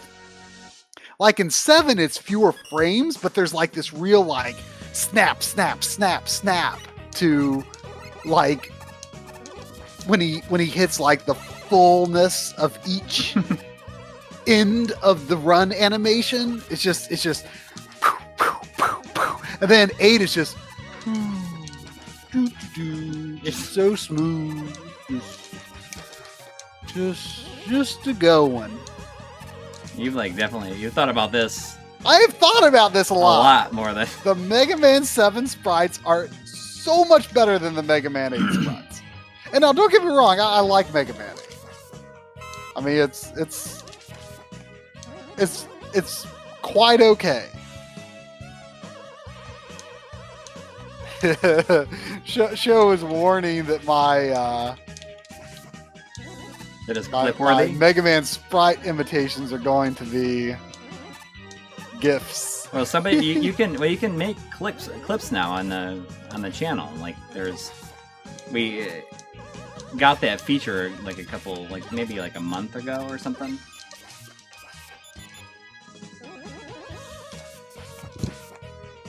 Oh, come on.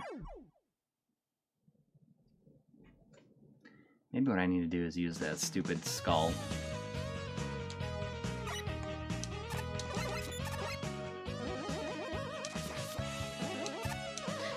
So I didn't tell you about like how I came like super close to getting an RTX 3080 the other day. Oh yeah? Yeah. I was up in Columbus for work, and I stopped at Micro Center. I don't know if anybody around, if like anybody in the chat has a Micro Center near them, but it's I'm aware of it, but it is a really awesome computer store. You go in there and it feels like a computer store, like from 1997. That sounds amazing. Yeah. And I was like, I just stopped there, the one at Columbus, like on my way back from, like I had to go up and shoot something there last Monday really quick. And I finished up at 12:30, and I was there like right around 12:45, and they were just unloading all of their RTX cards, and they had like a raffle or like a where you pull a number and you can buy one, and they had like 60 of them. They had like 60, like 60, they were all they had one like some 3090s, some 3080 Ti's, and some 3060s and 3060 like Ti's. Yeah, but the thing is that like I've kind of like have committed to like I wanted like a 3070 Ti or like a base 3080, and you know I was able just to, once the line went away, they had some 3080 Ti's left, and I was like almost gonna buy it. It's like, but they're $1,400. Oh my gosh! And I'm like, that's I can't do that. I can't do that. Is, I mean, is I the went Ti back. better than the base? Yeah, it is. It is, but it's just. Well, how much does a regular 3080 cost? Well, a regular 3080 is like only slightly more expensive than a 3070 Ti, which like now I'm convinced that like 3080 is probably what I need, not a 30 but I would settle for a 3070 Ti. But it was so frustrating because I was like right there, and I could have gotten it. What? But it was $1,400, and that is just no way! Like I wouldn't even begin to entertain the thought. I entertained the thought for like. But I mean, 20 minutes. I have zero concept though of like how much a 3080 or a 3070 Ti costs. What do they cost? They're like a 3070 I think is like 600, and I think a 3080 is like 800, and I think a 3070 Ti might be 700. Jeez,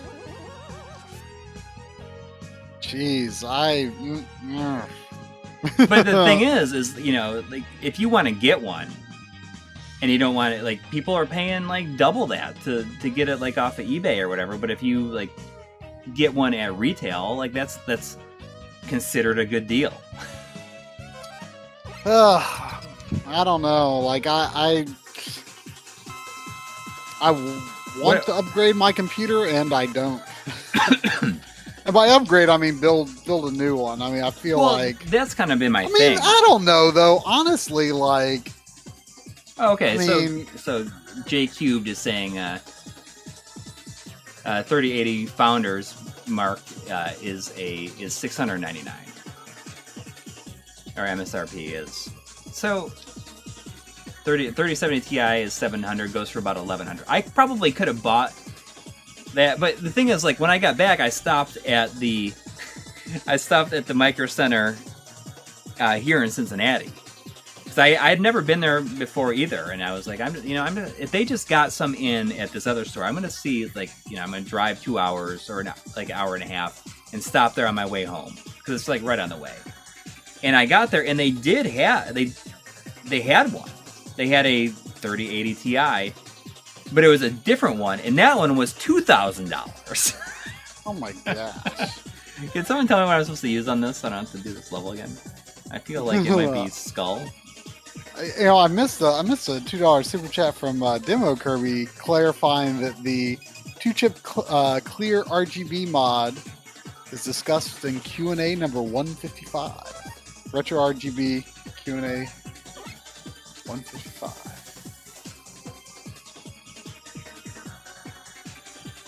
Pharaoh. There was also something popped up from Gaming for Boring Grown-Ups.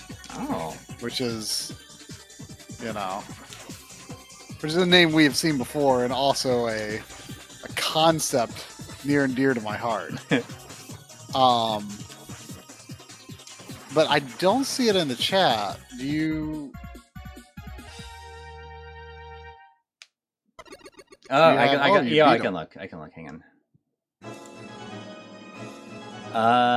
Just donate $1, and that was like there's no message. Oh, but thank you. Thank you. As someone is saying, like the better option would just be buy a whole pre-built PC for $2,000, and that's like something that I was very close to doing as well. I mean, I've been thinking about it, but I ended up like buying this microphone instead of like entertaining the, like, I guess instead of doing that. And that's something that I've thought about doing in the future is like, getting one of these pre-built systems, and then I could like, it wouldn't be like my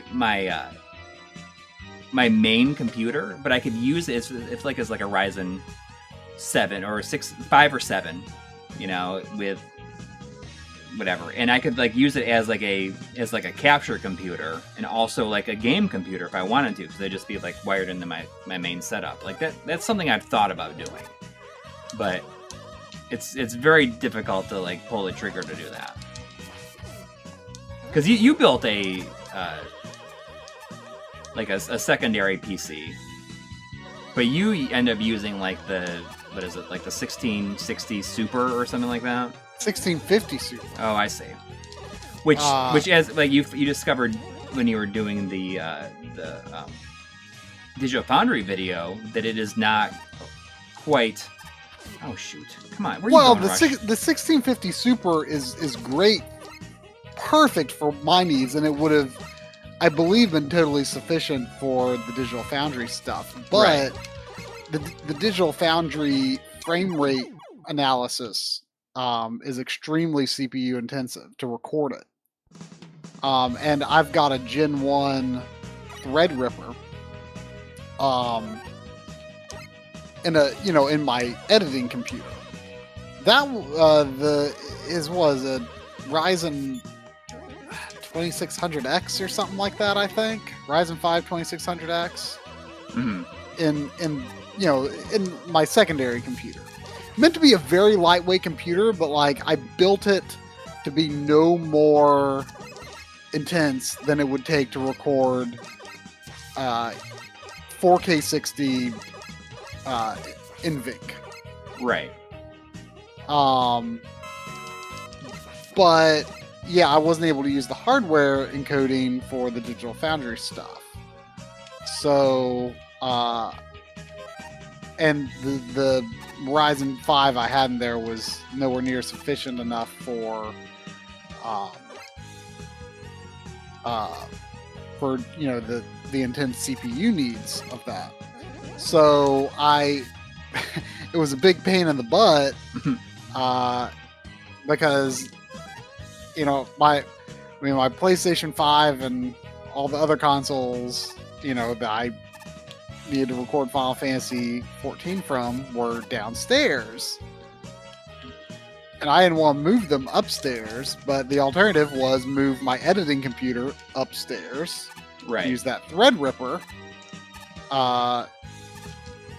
to actually record the stuff. And so, like, for like most of a week, I had that computer downstairs, and it was not an ideal situation. So but I'm very happy with the graphics card, but I've kind of wondered, like, should I have to be honest, I kind of want to like half rebuild that computer. I'm fine with the GPU, but I kind of want to build one with maybe a slightly stouter CPU and a new motherboard, mostly because I wasn't even thinking of this, but when I chose my motherboard, but there's only enough room, and it's got like 3 of those, like the smallest PCI Express. And this is the similar situation with all the stuff I've like with the pre-builts that I've been interested in. Oh, that they all have they have 2 of the full size, like the 16X 2 PCI. Full size, and then 3 of the smallest size, like the 1X. When we need all of our capture cards are like the 4X. Right, I don't know exactly which what is like slightly bigger than the smallest one. Right, they're all like the medium-sized PCI Express. So obnoxious. And so they have to go in the full-size slot, but I really kind of need, like, for me to be able to capture everything in the way I want to. I kind of now need 2 capture cards in that computer, but there's not enough slots for it. So I kind of want to at least get a new motherboard and CPU, and then just like maybe I can like make some sort of like home theater PC or something, like some sort of media PC with the existing motherboard and CPU.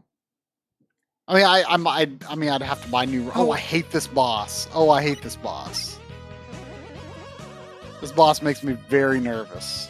You have to be like super prepared to like jump in. Or slide under it.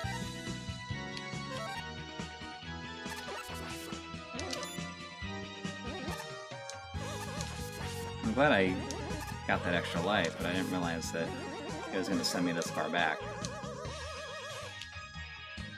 Long Gaming saying you could always use an external capture card unless you want 1440p or high frame rate pass through. You really don't need a slot rate capture card. That's the problem.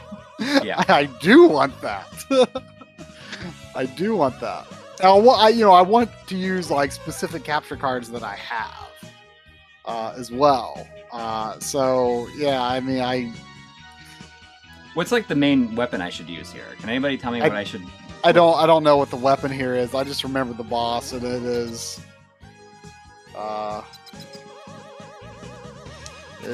He's annoying. An actual stream? We do this all the time. We do this every Sunday night. We almost never miss a Sunday night. 8 p.m. Eastern Time. Usually play for about 3 hours. Yeah, using dust. Oh man, looks like the video processed. It's already processed? That's fast. Let's The 4K is not ready yet though, I'm sure. Let's see. Oh, it is! It's in 4K already? It's in 4K already. It auto-loaded 480p for me though. Oh. It's playing really slow. Yeah, there it is. Crazy. All right, well, it's looking good for releasing it tomorrow. I don't know if this is the sort of thing to discuss on stream or not, but we honestly haven't even decided what kind of episode this is, and I feel like you need to like see the episode before we really even decide. Kinda. Because it's kind of different from like an RGB episode, but I also feel like the theme like kind of makes sense for like a 100 episode. Because like it kind of follows the concept of like gaming on CRTs, gaming on 4K TVs, gaming on projectors. But like, I mean, at the same time, like, I'm like, well, I'm not really speaking as like an expert on projectors in the video. But then when I think about it, like in the other 100 videos, we're like learning it as we go too. Like we're not necessarily speaking as like experts in those either. It's true. So, I mean, I'd like to hear Coury's opinion. I mean, I kind of want it to be at least an RGB 300 mostly because I just feel like people who are subscribed to us are more likely to watch if it's an RGB video. That's just how it is. Although that's not necessarily true, though. I mean, I think something happened with the algorithm. I mean, I don't think so. We just on the N64 digital video, it performed weirdly low. Like I think weirdly low. I don't think it. I don't think it did. I think that we just hadn't had the last video was the Asha video, and that was like did not do well, and that was like never meant to be like the video, like the main video. Such a long gap. For such a long time. Yeah. It was never meant. That could have still had something to do with the algorithm. Well, it probably messed up the algorithm, is what it did. Right. So, I mean, yeah, that's what I'm saying. I think something went wrong, and the N64 digital video did not do as anywhere close as well as I would have expected. I mean, I wasn't expecting it to be like, the biggest performer of, recent videos by any means, but like I felt like we were kind of late on the RetroTink 5X. We were later than we wanted to be anyway. And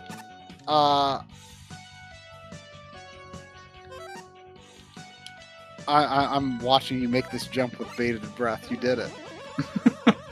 Off those balloons. I don't know if that's the way you're supposed to do it, but that's the way I chose to do it. But this seems like a rush jet situation. Yeah, I don't know. It was surprising to me that it didn't do as well as I thought it would. But I think there's a lot of things in this that are like interesting, almost in the sense of like the I think it's going to end up being a 100. I feel good about it being a 100 if that's what you. Well, like based on what I expected to be like. I mean, there's, I feel like it's kind of a lot like the downscaling video, where like there's just kind of a lot of unexpected things in it, I guess, where it's just like, oh, this is a really interesting way to look at games for this system. Yeah. It's a good music, though. I like the... I love the Cossack level themes. I'm not sure if it's the level 1 Cossack theme still at this point, but How do I even get in? Can I use the hook?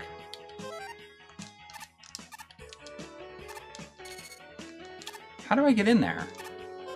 Can I use the ring? Does that like catch it? Oh, I think the ring might be like a boomerang. I forget.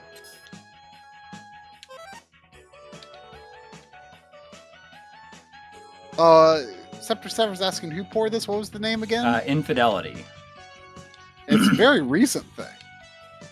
Yeah, like last week. Yeah, it's pretty crazy.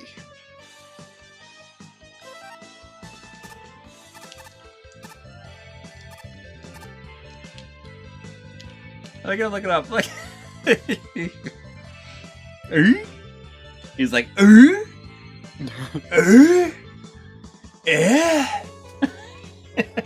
That's exactly the sound that Mega Man makes when he looks up. See, Ace saying, honestly, N64 is one of the systems where I feel sharp upscaling is a detriment to its output. It can be. I kind of tried to take some time in the N64 digital video to show how it's not...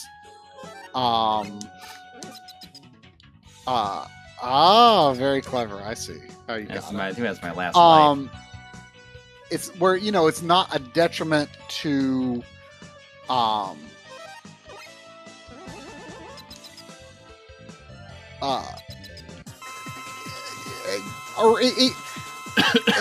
tried to show how like deblur versus no deblur is like, it's kind of a game by game basis sort of thing. Like, I showed, like the GoldenEye text example, I think is one of the easiest ones to see, where like it looks significantly better when it's softer. Like it's just more readable. It depends on how the graphics in the individual game was made. I do prefer deblur in most cases, but it's definitely a case by case basis. I gotta say, like working on the projectors episode, and also just with like, just in recent months, like all of a sudden we've got like such better scanline options than we had before. Through the RetroTank 5X, the even better scanline options than we had when we reviewed it.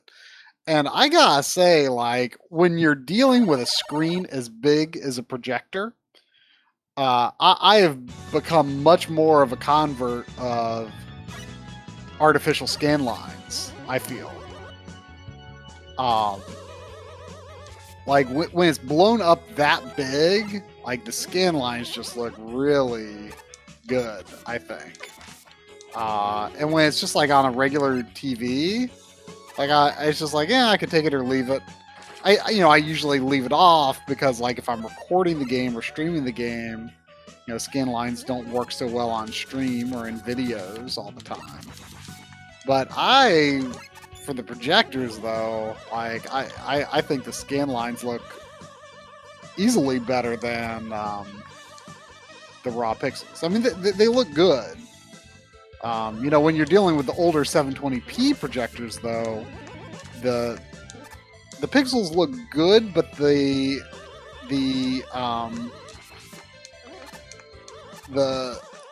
interpolation is, it doesn't have as much to work with. It looks fine sitting back, but up close it looks less impressive.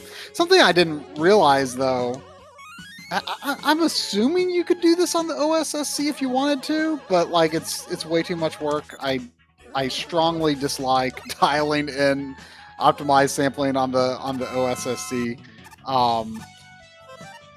And I'm not a huge fan of optimized sampling anyway, but I try to show it where appropriate because I know that some people are all about that and they want to see what that looks like. But I didn't know that you can't use optimized sampling at 720p on the Retrode 5X. I'm guessing you could on the OSSC, but it was just like there's just no way I'm putting in the effort for dialing that in. I think that these scanline options are such a big hit that I saw that the new N64 digital adds an aperture grill. Oh, really? Yeah. Like just as a preset? Yeah. It's like in the beta firmware right now. Oh, okay. But clearly, like, that stuff is... I haven't updated mine in a couple of weeks.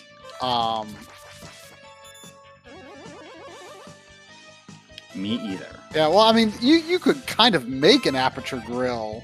Right. Like, I mean, I don't know if it's true, but, like, I kind of am envisioning that there's, like, a little friendly competition between... In the scanline department on the Retrode 5X and the N64 digital right now, Yeah.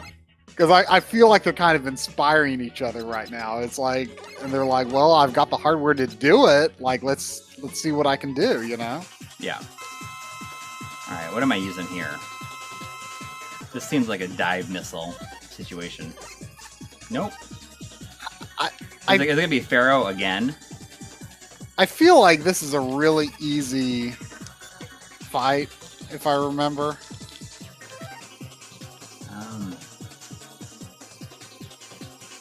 Oh, is it the wire? I used the wire, the claw. Yeah. It's not. Tom T17 saying normally I hate scan lines, but the 5X aperture grill looks awesome. It does look pretty awesome. I don't entirely agree with the naming of the PVM. Right. Setting. What do I use after the claw's gone? I wait for somebody to tell me. So I mean, to me, the intensity modulation ones look more like a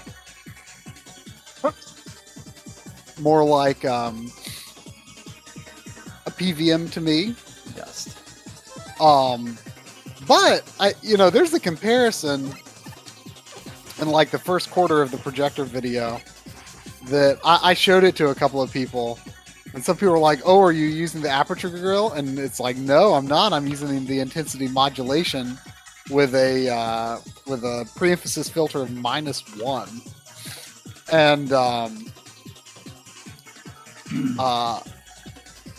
reason it looks like the aperture grill setting, though, is because it's on a 720p projector and like the lower res pixels like actually kind of almost fill in. I'm gonna break you, Mega Man. I will break you, Mega Man.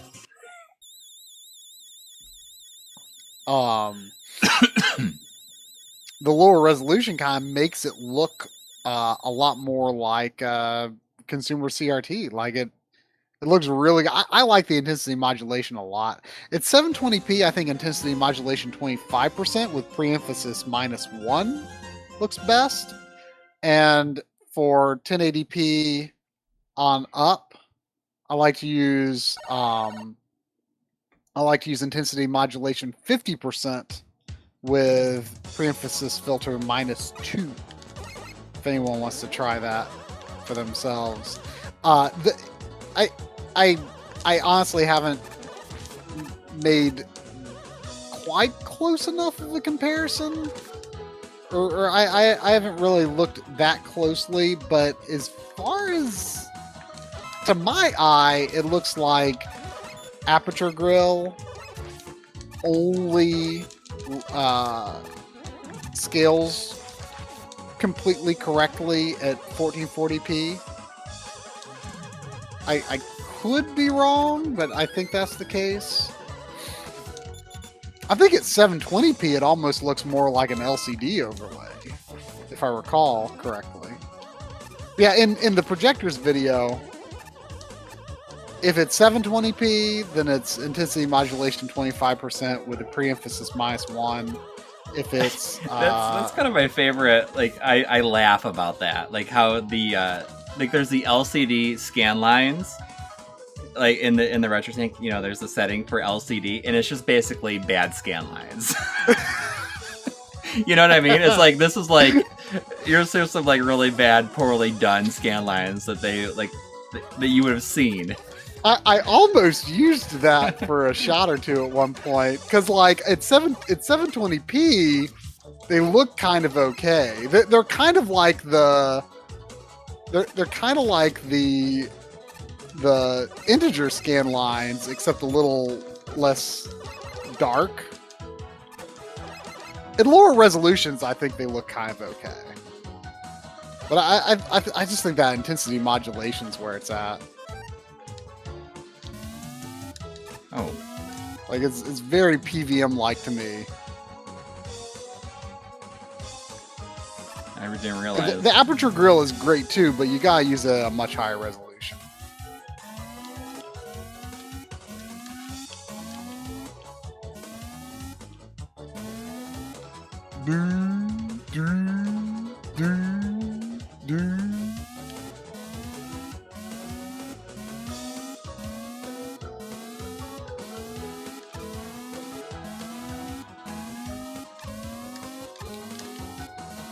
Is there any Mega Man game that doesn't have one of these? I know. I was gonna say, like none of the regular. I mean, it's entirely. I mean, you know, they some of them admittedly blur together for me. You know. I don't think Rush can land there. You know, well, what about the balloons?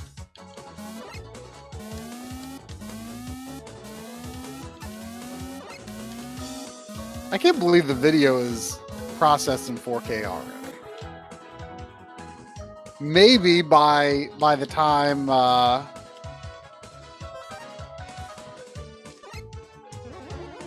What do I gotta fill up? Releases, it'll be the higher quality encode.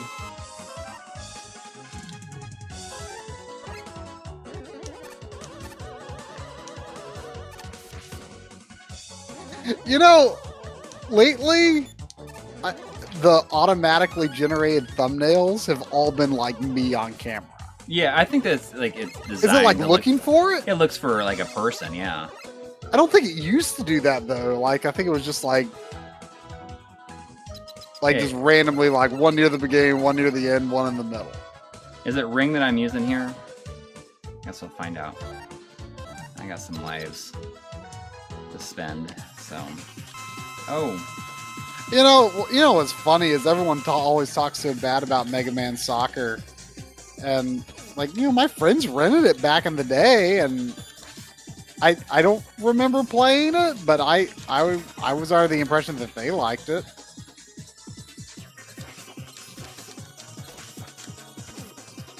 That was a long ways to slide under. Yeah, I'm using an E-Tank. I got 7 of them. You got a good amount.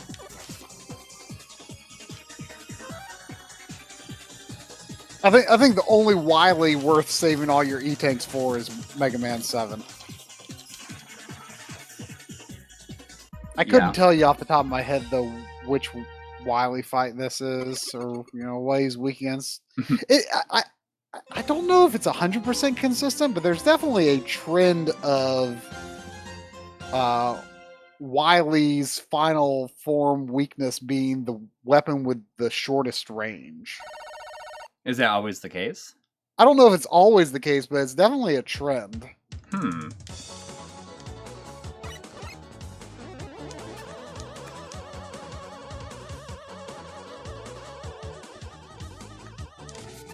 Do you already have a thumbnail photo?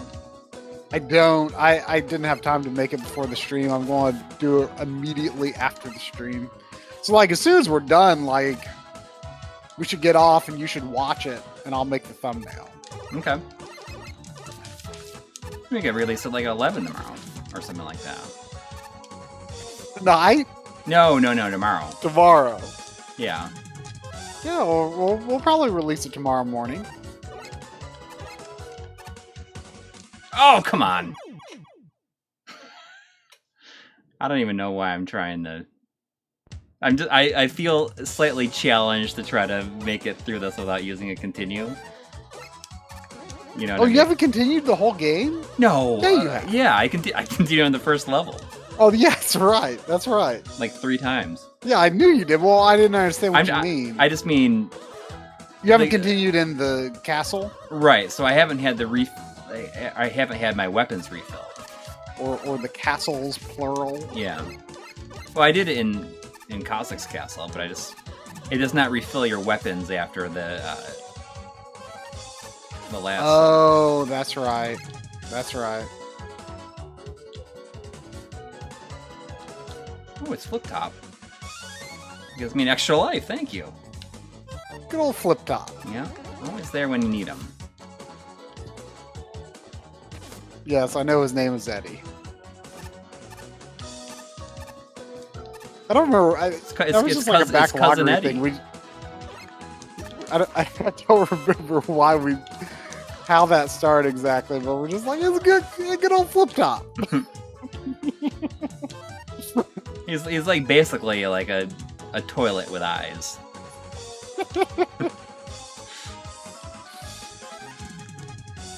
You know, it would not be... It would make, like, considering how much I've used it in the game, it'd be funny if the weakness for the last boss was the Rush Marine.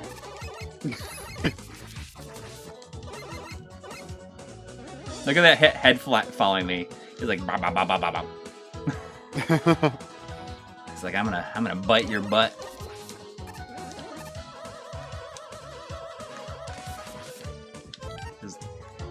Does this game give you more 1-ups than like any other? I'm gonna lose it though. I feel like this is giving me more 1-ups than any other Mega Man game. I mean, you know, this really makes you wonder though, just like how many more ports to Super Nintendo there could have been. I mean, you know, this game released. Didn't this game release? The Super Nintendo must have already been out when this one released, right?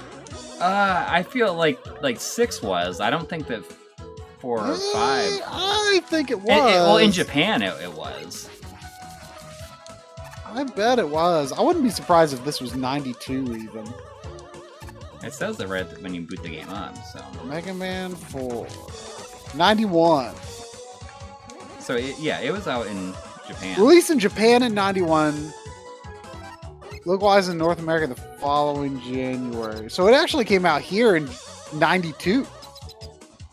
So Super Nintendo was out. Like, it makes you wonder, like, you know, they could have just released this on both systems if they wanted.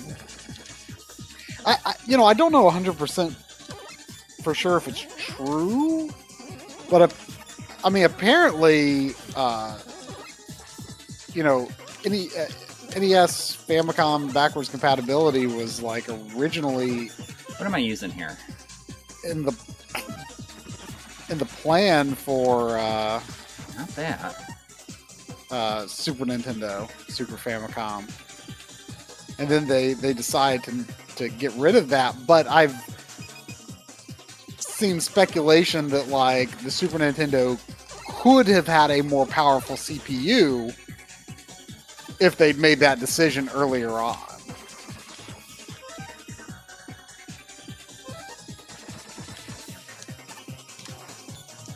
Not that. What is it?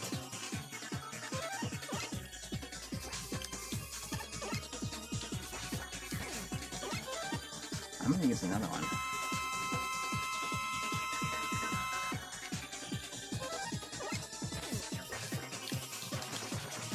Using the me tanks. You know, the scary thing is always that, you know, I can never remember. Do you have to fight the Robot Masters again if you died on Wily or not? Sometimes the Robot Masters are in Wily's level. and sometimes Wily is his own level afterward. I feel like this just feels like, you know, charge the Mega Buster and Yeah. aim good. Just like that, yeah. I wasted my time. Wasting time.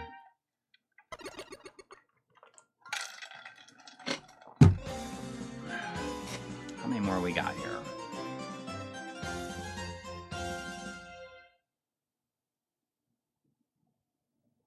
Oh. Oh. Maybe. Oh, I thought. Is this the last one? Look at this.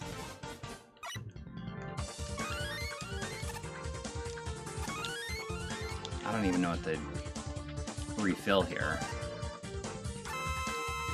Oh, well, at least this stage gives you a 1-up and a E-Tank at the very beginning if you got unlucky and ran out. Right.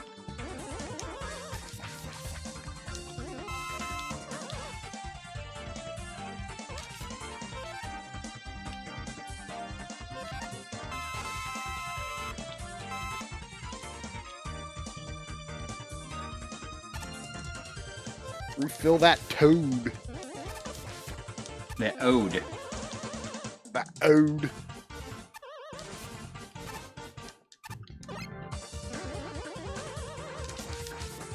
This is going to be the boss rush. Yep. No, maybe not. Yeah, it's going to take me to the room.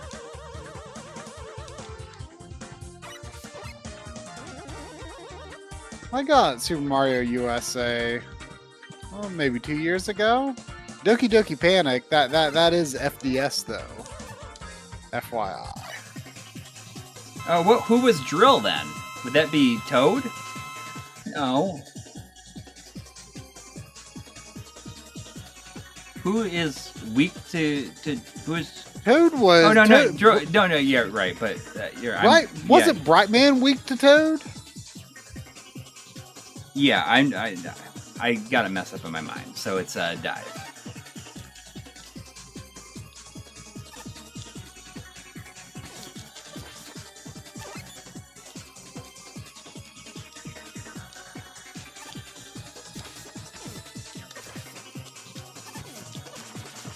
You don't have to be careful with it. Use it at the right time. Yeah.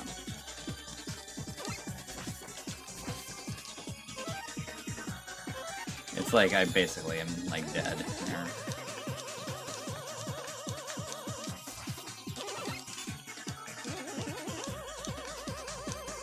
You keep your E-Tanks after continuing, is that right? Yes.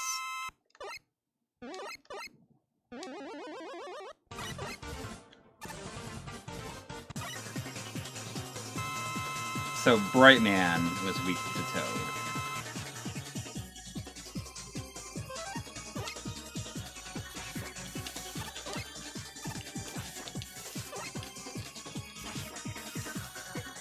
You know, the rock board fan translation is very kind of limited.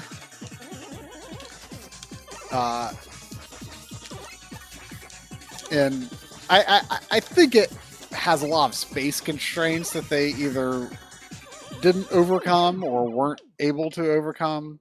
Mm-hmm. The rock board? Yeah, I hate fighting Brightman when he freezes you like that. Yeah. And there's like you can like there's like a Brightman card or transformation or something. There's some Brightman thing. I think they abbreviate it as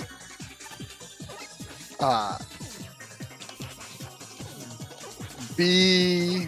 I think it's just like BG HT. So it's just like birth. Birthman. Or I think they just call it birth. The fan translation is amusing. in that game. I appreciate it, but it's amusing. Two close calls with a little dive man there. $5 from Gaming Blizz. Thank you. Saying, either you boys use a lighting system for gaming like Philips Hue Play or NZXT Hue Ambient? I feel like they're great immersive experiences. Is that one of the ones that like changes like based on video content? I think so. Like it analyzes like the sound. Sound? Well, like I have these LED strips from GoV that like I was using one hand and I died on Toadman. I thought I was like, I'm just gonna sit here and do this. And it makes it like it can hear like the sound, like maybe on like the receiver or something like that, and it will flash a little bit, and it's like horrible. It does not work well. Yeah, I mean, but you're in general much more set up with LED lighting and stuff than I am. I want to do more, but like in terms of like immersive type stuff, like I kind of don't think I would be into it. Like especially because like when I'm playing like especially like a horror game, but like any like big AAA game, like, you know, a big game that I've been anticipating, I usually like play with the lights off.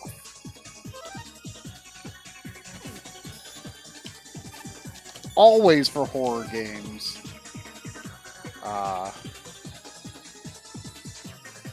You know, and quite often just for other stuff. You know, I'm sure I did that for like Final Fantasy VII Remake, for example. I just like doing that.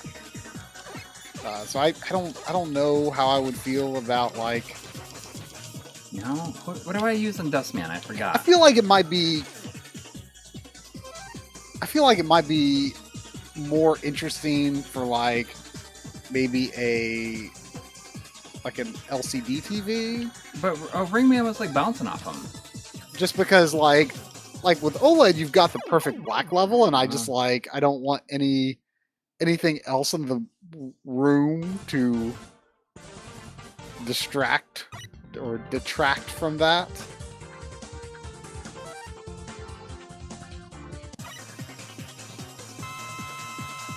Right, it didn't register to me that that's what he was doing.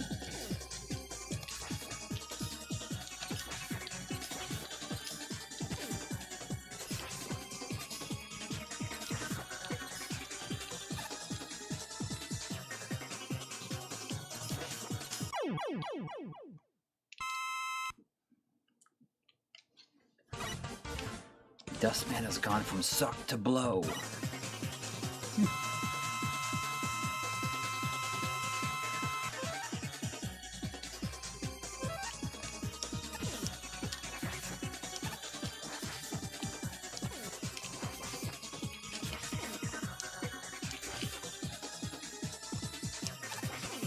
Oh, come on.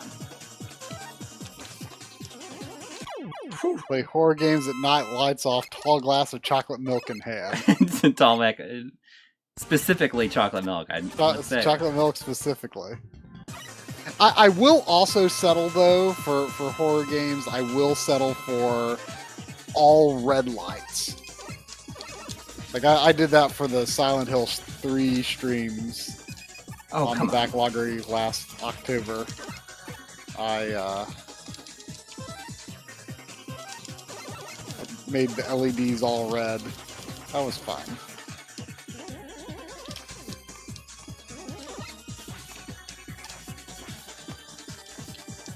I think the trippiest thing about LED lighting is how it makes like certain objects, their certain colors look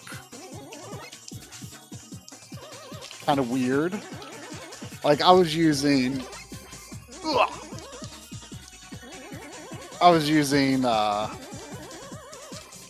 bit of because I thought it like kind of fit like the projector vibe. I was using a lot of a blue LED, like a standalone like video light that I could move around. I'm not gonna And like it makes this like Luigi controller look almost yellow when blue light shines on it. I wonder if I can I create this live on stream? Let me see.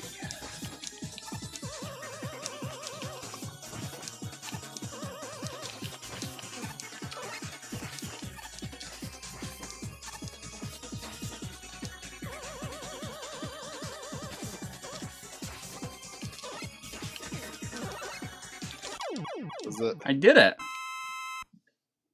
Does it work on the webcam? Oh, it makes it look green.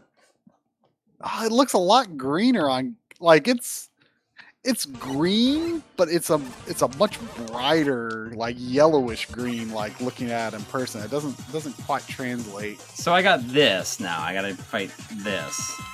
What do I gotta fight this thing with now? Probably something that I do not have. You know, I bet it's Pharaoh. Probably. Which I do not have.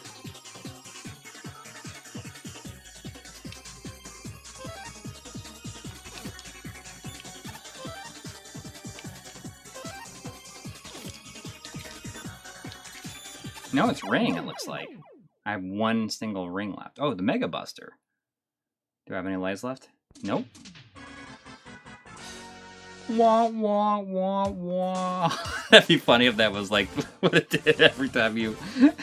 every what? I mean, they could. But it was, so this is going to be another Fight the Robot Masters over. That's okay. It's not... you know what? That's the one good thing I'll say about Mega Man 2. Is that Final Wily is in a different level than the Robot Masters. Yeah.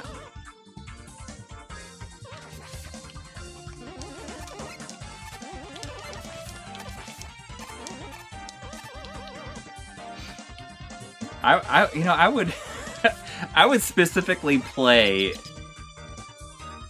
a version of this game if they had it instead of like having the music from the like any kind of music and it just like has the sound effect that goes wah wah wah, wah on the game over screen. I would play any game that has that every time the game ends.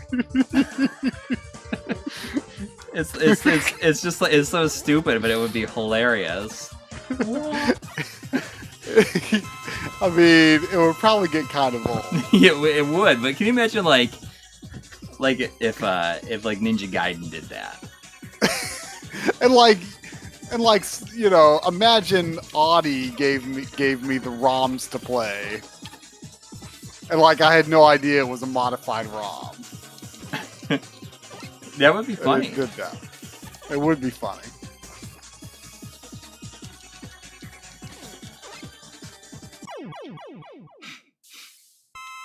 I think Brightman's a good one to get rid of first because he can easily get some cheap shots on you. Yeah. Although I beat him with the Buster before. I have no clue what like the origin of the womp womp womp womp. I don't either. Like what? Where's it? Is Skullman Dust? I don't remember. It is. How do I not remember this? I literally just did it 5 minutes ago.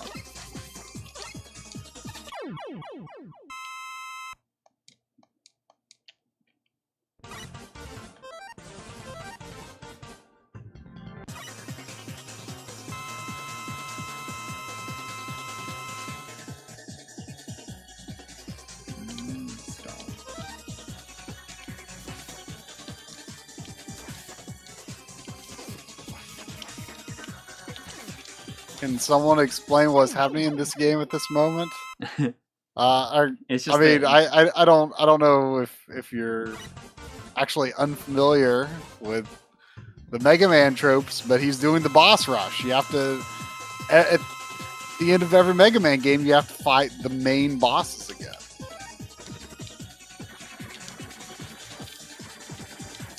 It plays out a little differently in Mega Man 1. Kind of annoyingly, actually, because Fireman's a jerk. But in the other games, it's just go in the capsules at the end, and it's a Mega Man game, so this is what you do. That's just how it is. No exceptions. Except, like, some of the spin-offs, like Legends.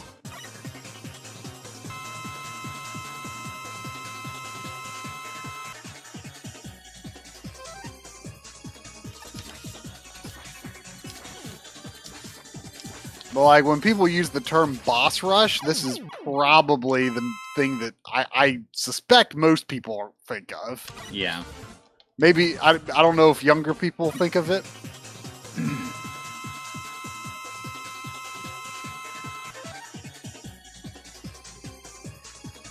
Is Ring?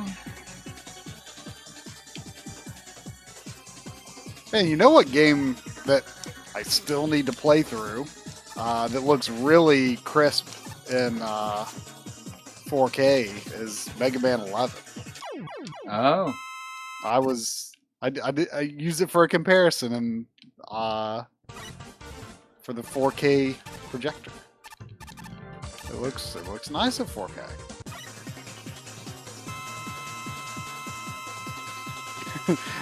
I should slowly get closer and closer to the camera the later in the stream we get.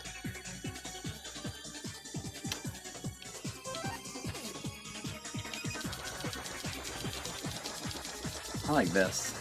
I'm just like, I'm not even shooting him. I just like have my gun sitting on him. I'm burning him with my Now I have to back scorching up hot and watch what this is looking barrel. like. What? What? What? I just wanted to see how close I actually got. Alright, so now we got...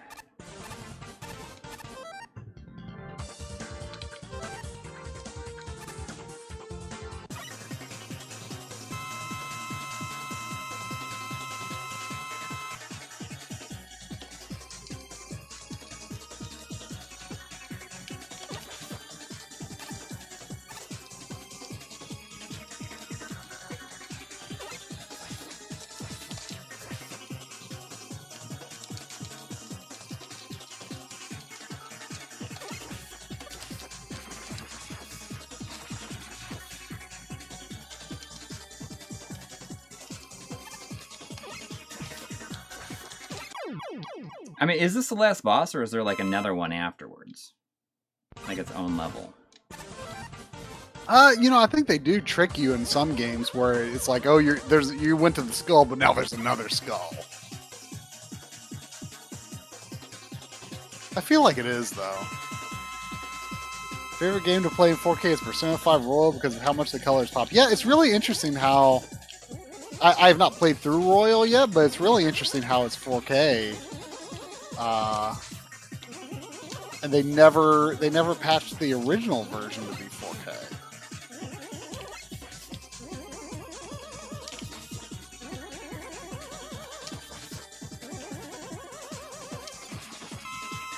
Oh, then we got this. So what? Am I still using the Buster? I would try whatever is the lowest range weapon and see if I'm right. I don't even know what the lowest range is. The skull is probably the lowest range. It's probably Pharaoh. I yeah, I bet. feel like Pharaoh is like the... It's not. There's a suggestion for drill.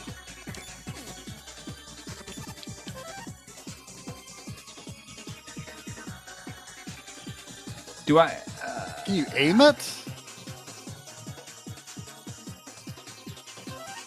It seems like you'd have to aim it really high. Yeah.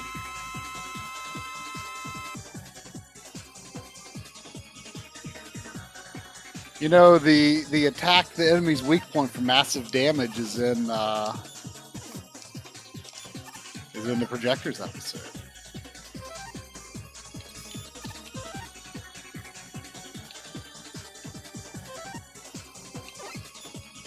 Well, I don't know what to use here. Suggestion for wire. Double tap the drill button. Oh, you detonate the drill by tapping the button. Oh, okay. That probably that would make a big difference considering you seem to not even be able to reach them.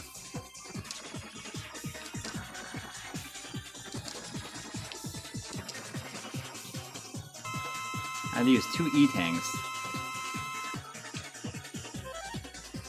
Is this the Wily is this the game where the final pod Wily began? Maybe.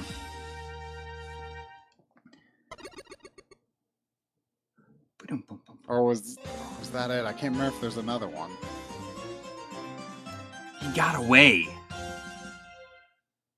Again. Ah, are they going to do the second skull? Yeah. Yep, there it is.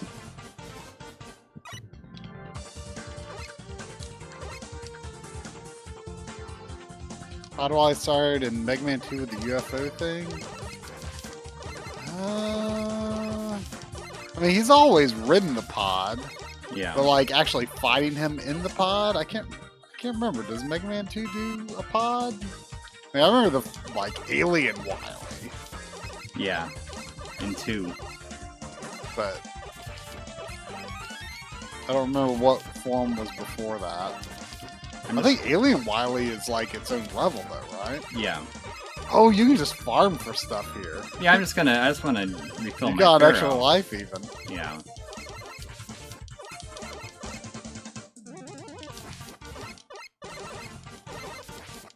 Oh, shoot.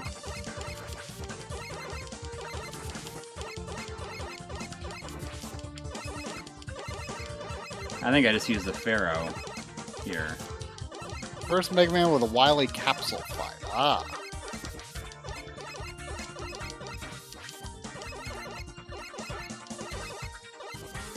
Pod, capsule, saucer, UFO, whatever you want to call it.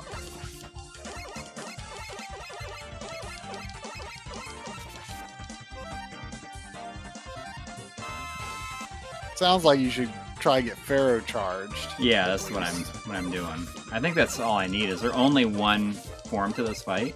Charge and hold Pharaoh shot in the last phase. Does that mean just like hold it above your head and hit him with it without firing it?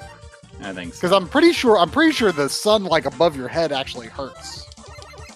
It does. Yeah.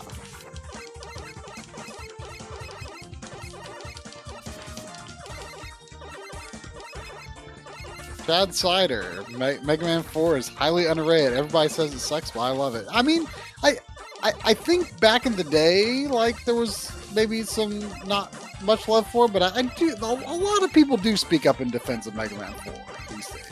I will say, despite the fact that I say that like Mega Man 2 is not that good, I do agree though, mostly agree with the decision that Mega Man 9 and 10 did to go back to the basics and remove the charge shot. Yeah. Because I feel like the charge shot doesn't add anything. I didn't really feel like the slide really adds much either. I think the slide adds a lot, though.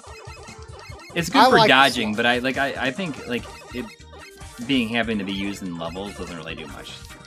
Like I can appreciate it for being able to like duck out of the way or move really quick. I do like the slide. I would have liked for 9 and 10 to have included the slide, but I understand what they were going for. But the charge shot doesn't really add anything of value other than an annoying sound effect, which is not of value. Yeah, but Toon Skunk is saying I think the hate for 4 and 5 mainly comes from Burnout, and I think that was definitely the case. Yeah, probably so.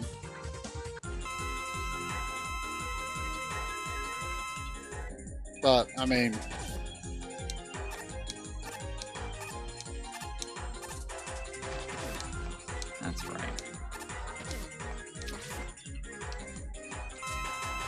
I'm just gonna use. Yeah. Can you even dodge the?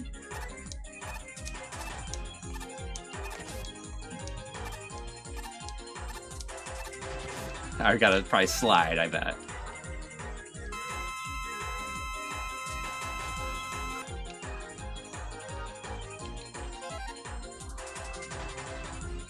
Ooh, I hope you make it.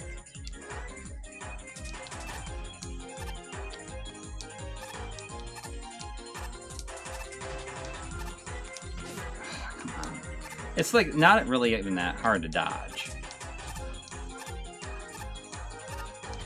You like jumped into it. I'm just. It's not that hard to dodge. Honestly, it's not.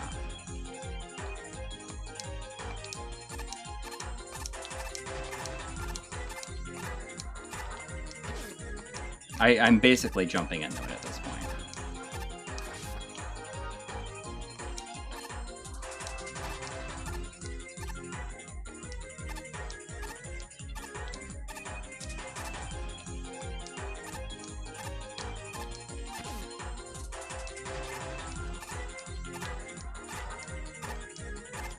How long does he stay in that spot, you think? Because you can't... You just gotta hope you hit him, right? Yeah, I mean, you could have just shot at him at some point. Mm-hmm. There you go. Got to him! beat Mega Man 4 on Super Nintendo.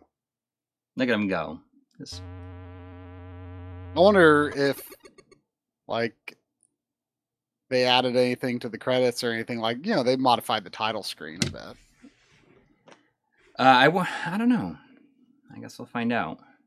I mean, this is a pretty cool accomplishment. I mean, it sounds to me like from the very little bit I read that basically they just like the code that would work on Super Nintendo, they ported over and then just like kind of had to modify the way certain things work, but yeah, it's pretty neat. It is. And no slowdown. No slowdown. Maybe that makes the game a little bit harder. It probably does. So are all my audio levels good? Are everyone happy with audio levels? In the stream, I think that like it's pretty. If I just leave all my settings like this, it should be good.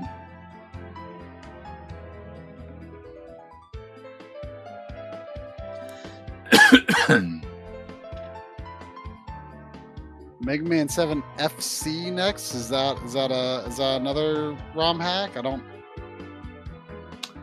know. I don't know what that means. Audio is equal. Excellent. Excellent. So yeah, keep an eye out like for information on the upcoming charity more of a fundraiser than like straight up like charity. I guess charity's probably not really the right word. Right. It's a fundraiser. It's a fundraiser for a purpose that I think people will think is pretty cool. Yeah. I mean, it is kind of charity, but it's like, it's not a charity. It's not right. like that kind of organization. But exactly. I think people think it's pretty cool. Yeah. It's just fun. It's a good positive thing to do. To get people involved in them. Because this is pretty neat. And also keep an eye out tomorrow for the Projectors episode.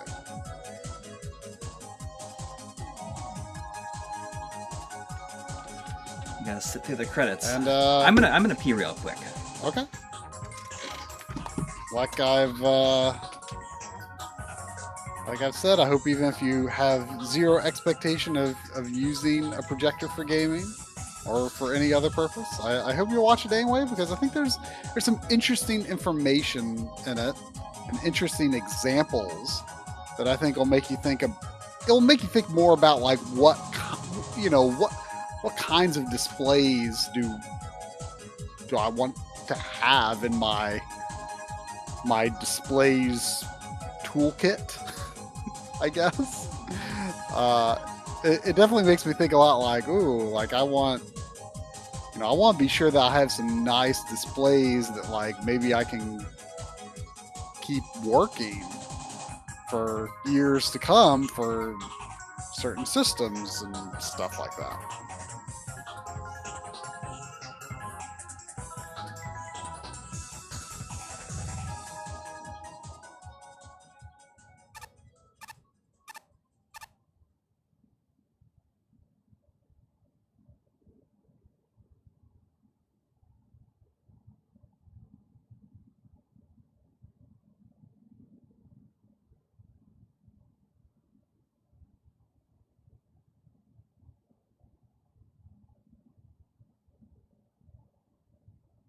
Yeah, I mean, and it's very possible that like some like hardcore projector people will get annoyed. I had a couple of projector familiar people look over the script for me, but I say it at the beginning of the video and make it very clear that this is, I've been tinkering with them for about 3 years, but I still consider myself a projector newbie, and it's kind of meant to be. It's meant to inspire other people who might be like, oh, like I hadn't really thought of using it for this or using it for that, or oh, like that's really interesting how this looks or how that looks. It's not really meant for like hardcore cinephiles with like a big home theater and stuff like that. Like it's maybe a first step towards that, maybe, who knows, but I think you'll think it's pretty interesting. Yeah, I'm gonna go watch it right after this. Yeah, I can't believe it's already processed to 4K. Well, I'm gonna watch it on my main TV then, so I can watch it in 4K. Well, oh, watch it in 4K, yeah. Anyways, I think that's gonna do it. You'll be the first person to see it in 4K because I haven't. Well, hopefully there's nothing wrong. I'll make that thumbnail. Yeah, sounds good. All right. Yeah, look for the episode tomorrow and look for additional information about a marathon stream upcoming. And I hope everyone has a great night. Thank you to everybody for hanging out and watching me start out pretty badly at this, but end up finishing it. I mean, that's what's great about Mega Man games, right? Yeah, you stick with it. You even if you start out doing badly, it still doesn't feel like it takes that much effort to finish them, Yeah. Thank you to everybody who donated, and we hope you have a great night and a great start of the week. Good night, everybody. Good night.